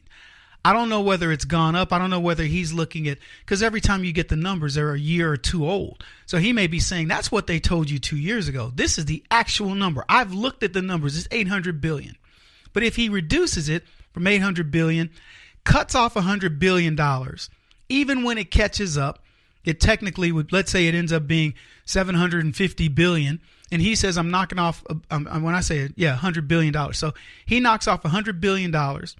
And even though in his numbers it only goes down to $700 billion, it's still going to be a win psychologically. So in other words, he's playing the game of the left, who will beef up the number, knock it down, and even if it ends up being, quote, the same, hey, I took $100 billion off, and by the time you realize it, it's moved on. Now, in his case, he will take $100 billion off. I don't know what the number is, because it's tough to know with government. They're liars. They're disingenuous people. They will tell us one thing knowing that the truth is nowhere close to that. These fake unemployment, numbers that they would give during the time of Obama. Oh, unemployment has dropped this much because people quit looking for work and all this other nonsense. Why are you playing games with us? Why don't you just tell the truth? Hey, guys, look, unemployment really hasn't dropped. We haven't been able to boost the economy by job creation. And I'll be blunt, it's because my tax policy is bad. That's what Barack Obama should have told you, but he couldn't tell you the truth. He hid it. And he hid it in the most devious of ways. People losing their jobs. And this guy, 100,000 people more quit looking. And so the number's going down. I wish Trump would say, you know what we're going to do? My unemployment number is so low. Here's what we're going to do. We're going to stop with this people who quit looking nonsense. And we're going to give you the actual unemployment. And we're going to challenge all the administrations going forward to do the same thing. Anything less than that is a lie to you. People who quit looking. If you quit looking for a job, you're officially unemployed. You're part of that number. If they can't spur the economy, don't let them fool you. That's what I want to hear come out of Trump's mouth. Anyway, back to Kim Jong-un. He goes to China. North Korea's leader and Chinese counterpart Xi Jinping sought to portray strong ties, they said, between the longtime allies despite a recent chill. It was a secret trip that he took to Beijing. Let me ask you this. Why didn't Kim Jong-un take this secret trip to Beijing under Barack Obama? The only time this dude has left the country since he took power in 2011. Anybody? The visit highlights, they say, Beijing and Pyongyang's efforts to better position themselves by showing they support each other ahead of Kim's planned meetings with, get this, South Korean President Moon Jae-in and President Donald Trump in the coming weeks. When has this clown, known as Kim Jong-un, taken his butt outside of his country to go meet with the Chinese leader, the South Korean leader, and the American leader? Never happened. And let me tell you why it's happening right now. Because Donald Trump's buttocks sits in the White House. That is the only reason. And the only reason he would show this willingness to get his fat butt on a plane and go meet with China is because he got chastised. And they told him, you better pay attention to both of these countries because we need them. Here it comes. Kevin Jackson's broken record. Celebrate good times. Come on. Happy New Year, y'all. It's going to happen because of our economy. The United States now has regained to become the number one spot is the largest economy in the world. Period. We overtook China. Guess under whose watch? That would be under Donald Trump's. So we're now number one in economic size, not in per capita and all that. We are solidly number one in per capita. Pro rata or whatever. I don't know. You know what I'm talking about. In terms of the number of people and how big our economy is. We are the biggest and the baddest. Now throw in South Korea. Then throw in Japan. Both of the certain Japan and China enemies. So we've wrapped up so much of the economy. China's saying to Kim Jong-un, look, dude, you got to go here. First time this guy's done this. So it's all pomp and circumstance. Hey, he's come over. We're good buddies. They show, the photo op, shaking hands and everybody's smiling, the wives and the whole deal. Fact of the matter is this meeting doesn't occur without Donald Trump pressuring China, without Donald Trump working with South Korea to say, not only are you not going to have a market to the United States, you're not going to have a market to South Korea, you're not going to have a market to Japan. And by the time we're finished with you, China, you better just be selling to yourselves. And oh, by the way, good luck keeping up with your middle class who don't want your products. They want other people's products. Chinese know where the labels are. They know the real from the junk. That's why you have this going on. Anyway, we got a lot to talk about. This is the Kevin Jackson Radio Show. Do you owe back taxes to the IRS or state? The secret to avoiding the IRS nightmare is to seek professional representation.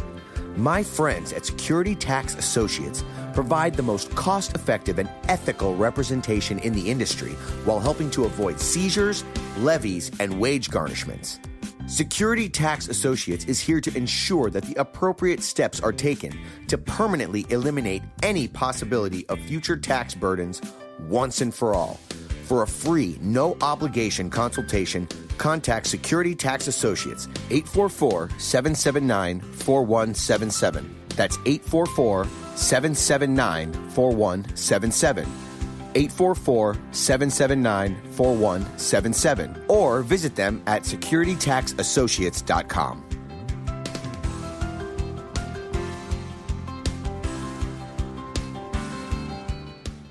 Beth Cook Moranville, author of Closer Than Your Breath, a book of hope. Hope, that wonderful, wonderful 4-letter word that you may feel completely out of. I wrote this book to give you great hope. It's not too late. If fetal position is an all too familiar place for you, I understand. If the next 60 seconds are too long, this book is for you. Wherever you are right now, whether you're dealing with divorce or death or sickness, take hope. You are going to make it through this pain. Don't roll your eyes.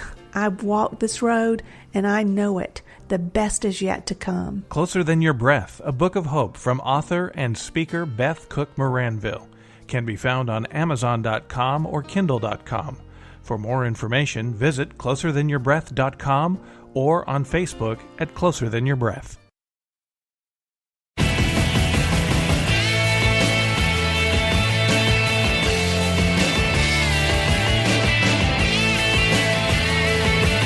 This is the Kevin Jackson Radio Show.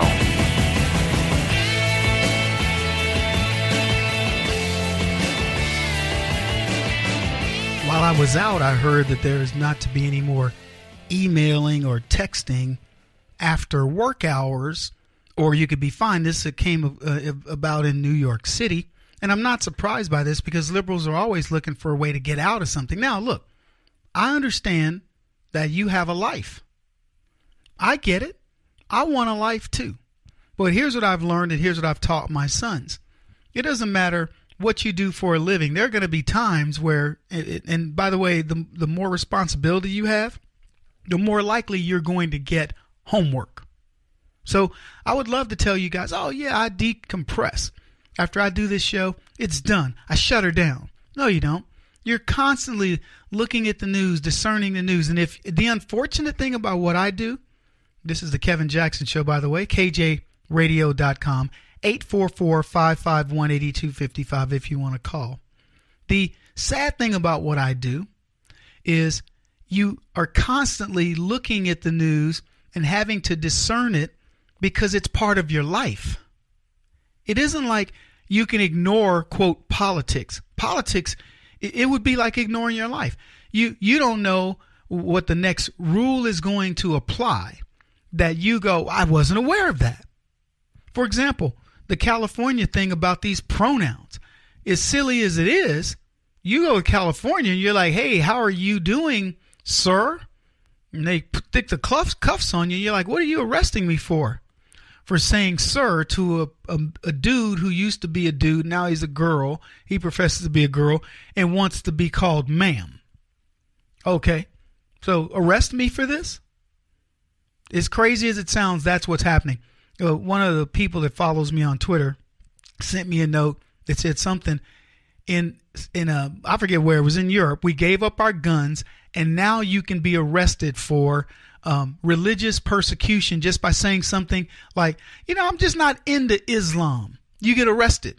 And she says, giving up our guns allowed us to give up our rights to free speech. That's exactly what's happened. This is unbelievable. So now in New York, no more texting and emailing after work. And this was a story that just got me while I was away. I said, when I come back, no matter when it is, I'm going to talk about this because I think this is a big deal. Fed up with having to check job-related emails after hours? Think there ought to be a law? Legislation in New York City would make it illegal for employees to access work-related emails outside of their regular work schedules. So here's what's going to happen. Somebody's going to say, do you want to do this job? This job requires you to access your email after work hours. Can you imagine you're a doctor or you're a lawyer, particularly a lawyer, one of your clients is in prison, going to go to jail or something and needs to get a hold of his or her attorney, and because of some New York statute, you can't get a hold of them. I'd sue the city. What are you talking about? This is the way we communicate now. We have instant capability. Now you can say to people on your own, and this is what I want to get back to this point, but this is what gets me about this is government interfering. I can say to people, look, I don't answer my phone after 7 o'clock at night. No matter what you do, you can call a service or whatever. I don't pick up my phone until 7 o'clock in the morning. I return calls at this time. You can set the parameters. But here we have government who says, no, we have to set this for you. You as an employee, you can't say, look, Mr. Boss Man, I work from 8 to 5. I'm not doing anything after those hours. If you're a dispatch, I don't know, give me whatever career you have. If that job ends at the time you're off the clock, what you should say to your boss is anytime that I have to do something that's off the clock, I'm going to bill it as part of my compensation package. Now, if you're salaried, you just flatly say at 8 o'clock, I don't do anything after 8 o'clock. I turn my phone off. I won't answer my home phone. I have no means of communication. That's it. And so you leave it at that. Or make it even more simple. I do nothing work related after the hours of 5 o'clock. That's it. Now, if you're an employee and compensated well, and that's part of the thing. Like I was an engineer working as an engineer. They never did this. We had mandatory overtime on projects, but I was never called. I can't recall being called back in maybe once because something didn't work when we were getting ready to ship it out. Maybe. And then I'd have to go into the office. But for the most part, when I was home, I was home. Now, we didn't have the proliferation of all the different ways to get a hold of each other, but so, that still. But why is government wanting to interfere? Who? The quality of life. Oh, my quality of life stinks. There are people who spend more time playing Candy Crush than they do work. How many government employees have we, I don't know how many you've seen, I've seen dozens playing solitaire. School teachers in the lounge, the bullpen where they're on disciplinary actions or whatever, working crossword puzzles and doing Sudokus. And then you want to say, oh, when somebody gets home, then they can't do something. If it's a personal thing and you've set your guidelines, fine. But for government to come in and go, this is the way things are, I think is ridiculous. But Raphael Espinal, 37th District in New York, wants to introduce this bill and give New Yorkers what they call the right to disconnect. And here's what he says. This is a serious law. And I think that in the form that it is right now, I can't imagine that it's going to pass. But stranger things have happened, said Kyle Reyes, Silent Partner Marketing CEO. Work-life balance is unique to the individual and shouldn't be legislated. That's what Reyes says. That's what I say. I'm curious as to what you think about work-life balance. There are careers that you are at the disposal of the people, a counselor, for example, particularly a crisis counselor. Can you imagine? I just want to say to all my crisis people, if you're suicidal, call the hotline. Don't call me. If you're having a serious anxiety attack or whatever, don't talk to me. That you make a decision as to what work you're going to do. If you're a dry cleaner, you can shut off. Nobody's going to call you and say, hey, listen, you got a few minutes to come in and do some dry cleaning? When you go home, that's the end of it. Government needs to get out. This is what bugs me about this. There was a guy sitting around that went, I see people on their phones all the time, and I heard of friends that have had to go back to work and do things, and I think it's unfair, and I don't want to have to do it. So I'm going to try to get a piece of legislation passed that says you have to disconnect. You have the right to disconnect. You're doggone right you have the right to disconnect. You also have the right to not work at that job. You have the right to find a career that doesn't mean you have to go do something outside of work, beyond that. You have all kinds of rights. So what's the government doing besides getting in the middle of it? And you can bet they're looking for a way to tax this. Here's what they want. They want people to complain so they can say, okay, we need to have a commission. We need to get a body of 10 or 15 people. They will investigate complaints. We'll get money allocated, and eventually it'll pay for itself because we'll start fining people when they do this. And I can see this thing exploding because that's how government grows. And that bureaucracy is what they want to count as real jobs. It's pathetic. Seriously is.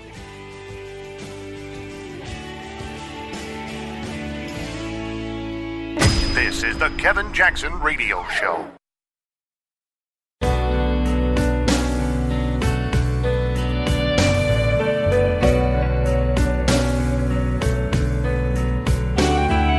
This is the Kevin Jackson Radio Show.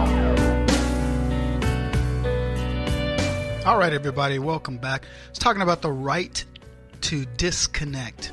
This guy in New York, a councilman who says, businesses cannot compel employees to read emails or to answer voicemails or whatever after the fact. And I completely agree that businesses have to have their cutoff times, but that's not for the government to determine. Here's what it boils down to. Big Brother is going to protect you from that job you work so hard to get. I want you to think about the day you interview for a job and you need it. You need the money. You want the self-esteem that comes from it. You've trained in your career to do whatever that job is. You understand the pros and cons of a job, like whatever you have, and you get it. And you're all excited. You're calling friends. You're like, hey, yeah, Susan, I got the job. Yeah, really? You got it? Oh, my gosh. And everybody's celebrating. And then the moment you get there, you know what the government does? The government goes, psst, so what, you got a job? We gave you that job. Now, here's what you need to do while at the job. Forget what the work is. Understand that we're going to tell your boss and your company what to do, and we're going to rely on you to do this for us. So your first job is to complain. Find a reason to complain. Oh, I have to come in too early. I have to stay later. They don't do this on our breaks. They don't provide free lunches and babysitting and dry cleaning and pickup service and everything else. They won't fly my children on vacation for free. I don't get 6 months of family leave in the event somebody gets a hangnail at my house, and a host of other things. I need a dog walker and a dog sitter when I go on vacation. Oh, what? I don't have a paid vacation for 4 months out of the year? If you let me go, I want 75% of my salary. No, make it 100% of my salary. Union? Heck yeah, I'll join the union. Then I can do even less. That's what the federal government does. It just pounds the producer, the guy who gives you the opportunity. You are dying to get this job, man. You want it so bad with all your heart and all your mind and all your soul because you have skills that you want to use. And the minute you get that job, the government goes, to heck with your skills. You are now a complainer, a professional complainer. And that's why I hope that you're black. I hope you're a woman, or, let's all say it together, a Guatemalan midget. I want you to be something to have a reason to complain. This isn't about making America great again, making your company good. This is about the ability for us to put pressure on that company to the point where that company decides it needs to leave the country. So there's even more complaining. We will advocate for you when they've left. We will fight for you, even though you drove them out with your ability not to do the job correctly, and the fact that they had to hire 5 people to try to do one person's job, or actually a half a person if it was in Asia or somewhere in the Far East.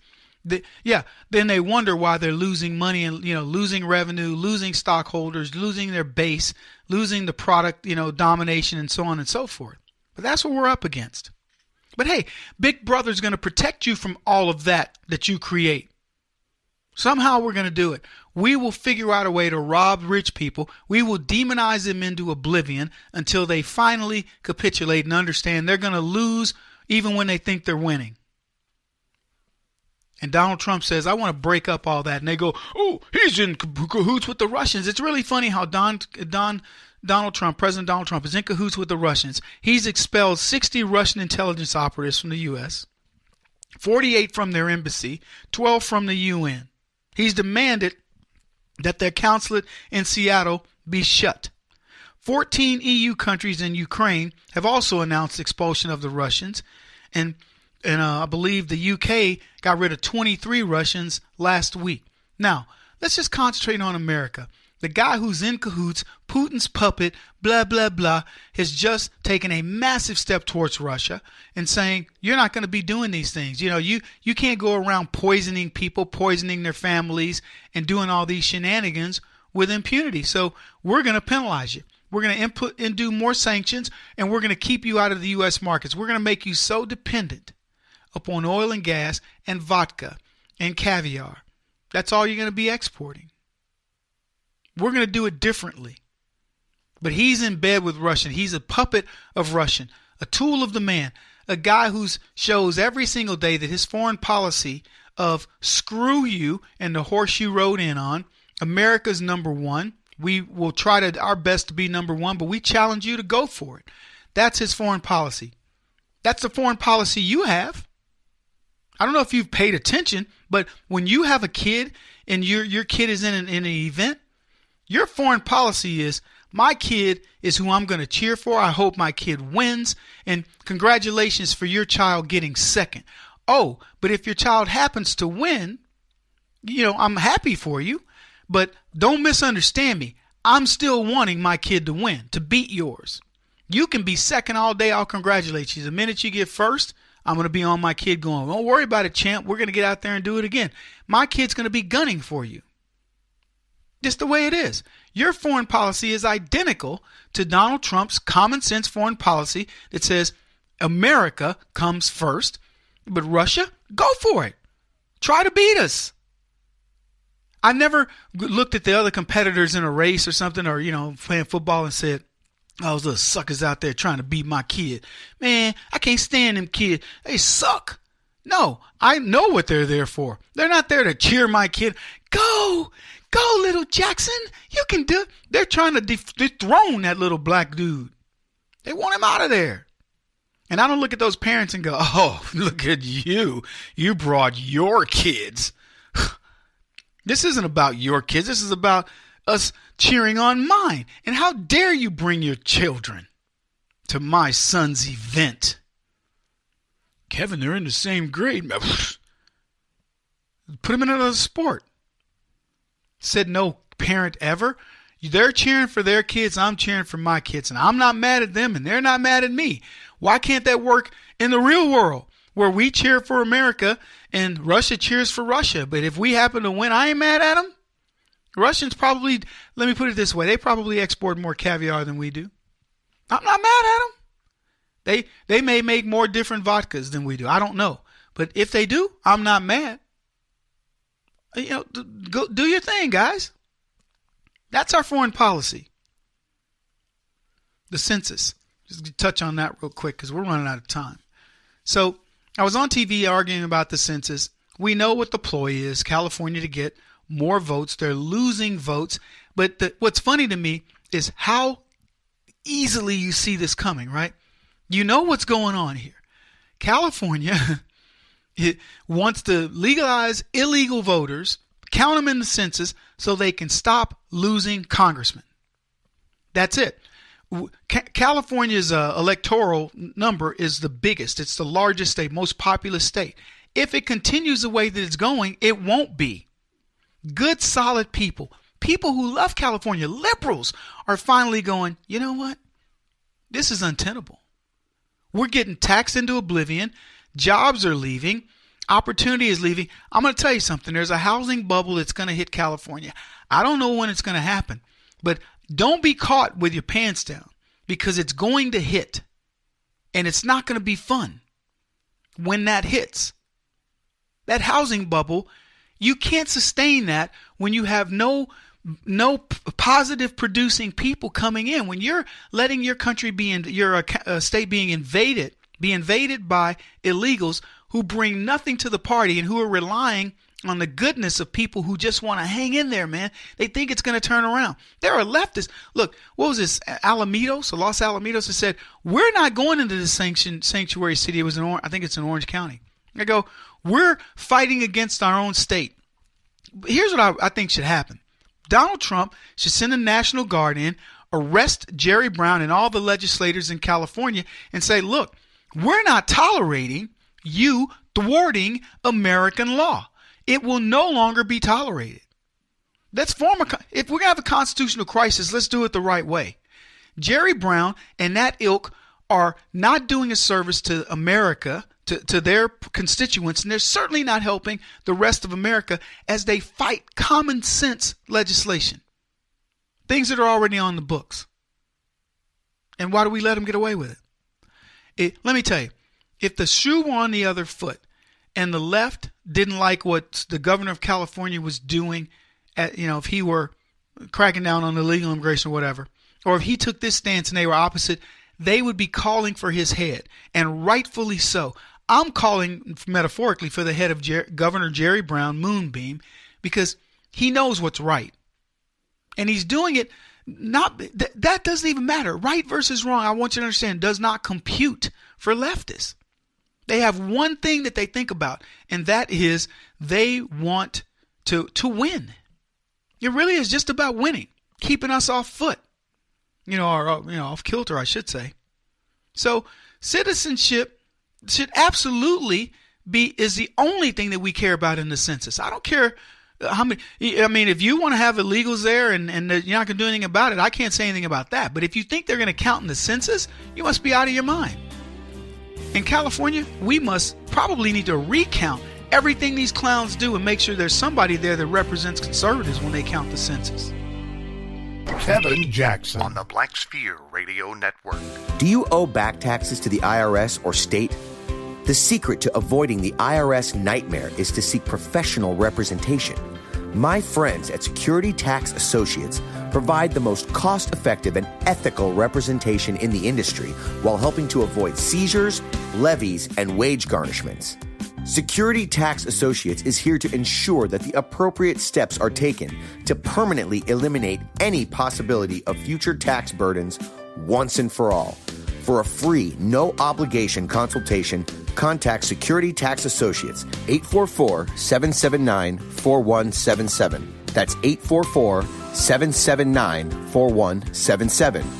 844-779-4177 or visit them at securitytaxassociates.com.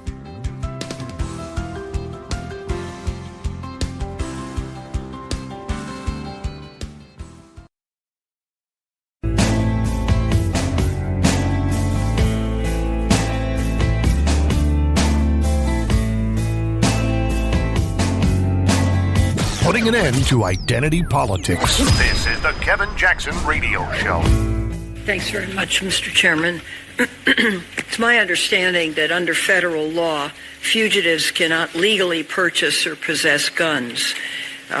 We've heard from local law enforcement that the Justice Department has issued a memo that forced the FBI NICS background check database to drop more than 500,000 names of fugitives with outstanding arrest warrants because it was uncertain whether those fugitives had fled across state lines.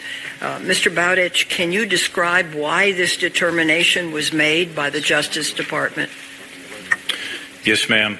That was a decision that was made under the previous administration. It was the Department of Justice's Office of Legal Counsel that reviewed the law and believed that it needed to be interpreted so that if someone was a fugitive in a state, there had to be indications that they had crossed state lines.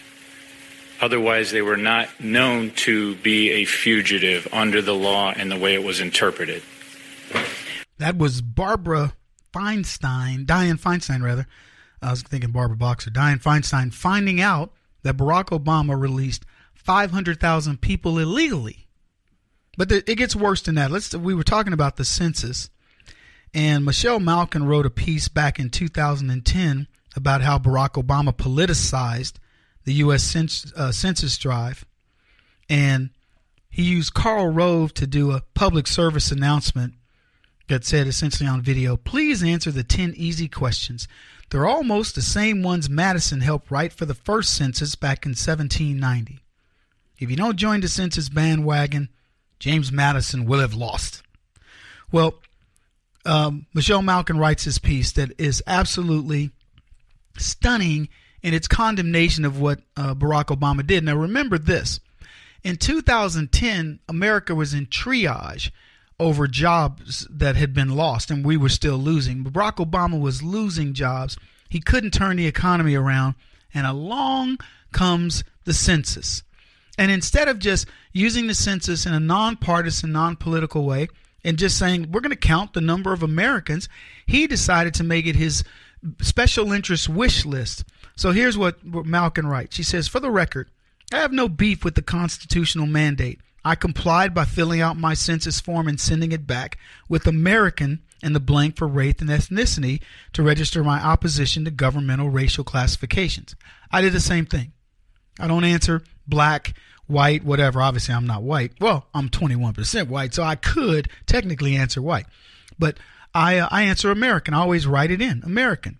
She goes on to say this, despite apocalyptic suggestions by census officials and some Republican politicians that conservatives are recklessly boycotting the decennial head count, analysis by both right-leaning Daily Caller and left-leaning Plumline websites show that the return rates from conservative counties are in line with national averages. So what makes the Obama census campaign different? First, it's naked left-wing special interest pandering. The White House, get this, at the time, is championing a queer the census movement by pro-gay marriage groups, for example. And let me just stop there just a second. They want to queer. I don't know whether they're asking about sexuality. Are you a lesbian, gay, whatever? I don't remember the 2010 census, but I wouldn't shock me at all if they wanted to gather those statistics so they could figure out a way to use those against you. The Commerce Department is working with Open Borders leaders who want to use the census as leverage to stop all immigration raids. Now, we've already just talked about, what they're trying to do right now by saying you shouldn't determine who's a citizen and who's not. And I bet you California's putting special rules that say just put how many people, don't put who's legit and things like this. Now, my hope is that Donald Trump loads the census people in 2020 with a group of folks that are going to legitimately go into these sanctuary areas and say, no, I want to see your birth certificate. I want to make sure you're an American citizen. She goes on to say this, Michelle Malkin. The electoral stakes are high. Some $400 billion in federal funding, and most importantly, the apportionment of congressional seats are up for grabs. Instead of a straightforward enumeration of the American population, Obama and the left's identity politic mongers are turning the $1 billion taxpayer-subsidized census public relations drive into a government preferences lobbying bonanza.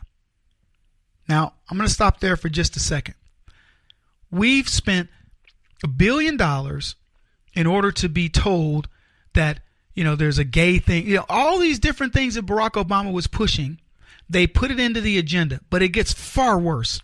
She says, more galling, the White House manipulation of census worker employment to goose the jobless rate. Last week, the government touted employment figures bolstered by the hiring of temporary workers for the census 2010. The Census Bureau anticipates it may add nearly 750,000 workers to its payroll by May. Liberal economist Heidi Schersholtz exulted in the Hill. This is the best timed census you could ever dream of, and Team Obama plans to milk it for all it's worth. Over the past several weeks, I've received emails from census workers, and so she goes on to say this. So let me read a couple of these emails from census workers back in 2010. I've been working with the census for 2 weeks, and every day I shake my head at the blatant inefficiency and deliberate misuse of taxpayer money.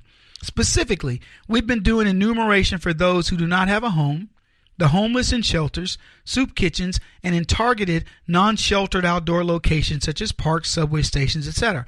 I personally have been sent to check on shelters that were already determined to be day programs during the preceding round of quality control. Yet they pay me mileage and hourly wage to go back and make sure that there are only still day programs. I walk through parks and parking lots looking for homeless people to enumerate, not even by talking to them, but just by observing their race, sex, and approximate age. The way the process has been set up by government bureaucracy is so backwards and prevents a person who is industrious and efficient from being able to work freely. This is the first job where I'm encouraged to be slow and inefficient. Now, that's the prevailing messages are along those lines. This is the government that condones unionization for the very same reason. This is the government that penalizes high performers. So I'll go to the next one. Last summer, I participated in the Address Canvassing AC project. What this entailed was walking around a neighborhood, literally door to door with a little handheld computer. My job was not to enter addresses so that these people could receive their form, but to make sure the addresses that the first wave of people put into the system and appeared on the computer were actually there. Mostly it was me getting paid $15.25 an hour plus mileage to take my dog for a walk and push a few buttons. In an average suburban neighborhood where the houses are somewhat close to each other, it was no problem to do 35 to 40 addresses per hour once you learn how to quickly enter the data into the computer. The census said that I should be doing about 12 to 15 per hour. My direct bosses told me that I should not be doing 35 to 40 because it was making them and other people look bad. So instead of walking at a snail's pace, I just did my 35 to 40 per hour, doubled my time when I submitted my hours. Again, sorry for the tax grab, but I was told not to be so darned efficient or else I'd be cut. I had the great pleasure of working for the Address Canvassing last spring. Here's another one. I was hired in early April for a job that was to be completed by the first week of July. Have a military background in HR, and the whole process left me with blood squirting from my eyes. I worked the field for 4 days so I would know what to do. The remainder of my time was spent sitting in a McDonald's to have a daily progress meeting with each of the enumerators. I was paid from the time I left my house to the time I got home, plus mileage. I was told to pad the time or mileage to cover my McDonald's food since I was camping in a booth all day. For that, I was paid $11.75 an hour. Really good crew. We were done by the second week of May. Philly was going nuts because our region was getting so close to getting done so fast, but there was nothing we could do to slow it down another 2 months. I never saw such a mismanaged outfit in all my life. Shook my head in total disbelief. So those are the types of stories that these people were telling in 2010. at a time when Obama couldn't find a job if it was, his wallet, his back pocket of his jeans. And people squandering our funding. These people don't care about your money. They don't care about your well-being. They don't care about how good of a job you get. They don't care if you work at all. All they care about is fleecing people. If you want to work, come to the party, baby. They will fleece you like everybody else. You want to play by the rules, you want to be, hold people accountable, they will get rid of you with a quickness. That's what we're dealing with. And these people want you to believe they care, that they really want to help you. And everybody else, that these special interest groups that they're talking about, they manipulate everything that they put their fuzzy little crooked hands on, and all for the sake of power. I don't know of a true conservative I've ever met that is anywhere close to being that devious. He won't stop until he's the top-rated radio talk show host in America. What kind of weird competitive freak are you? This is the Kevin Jackson Radio Show.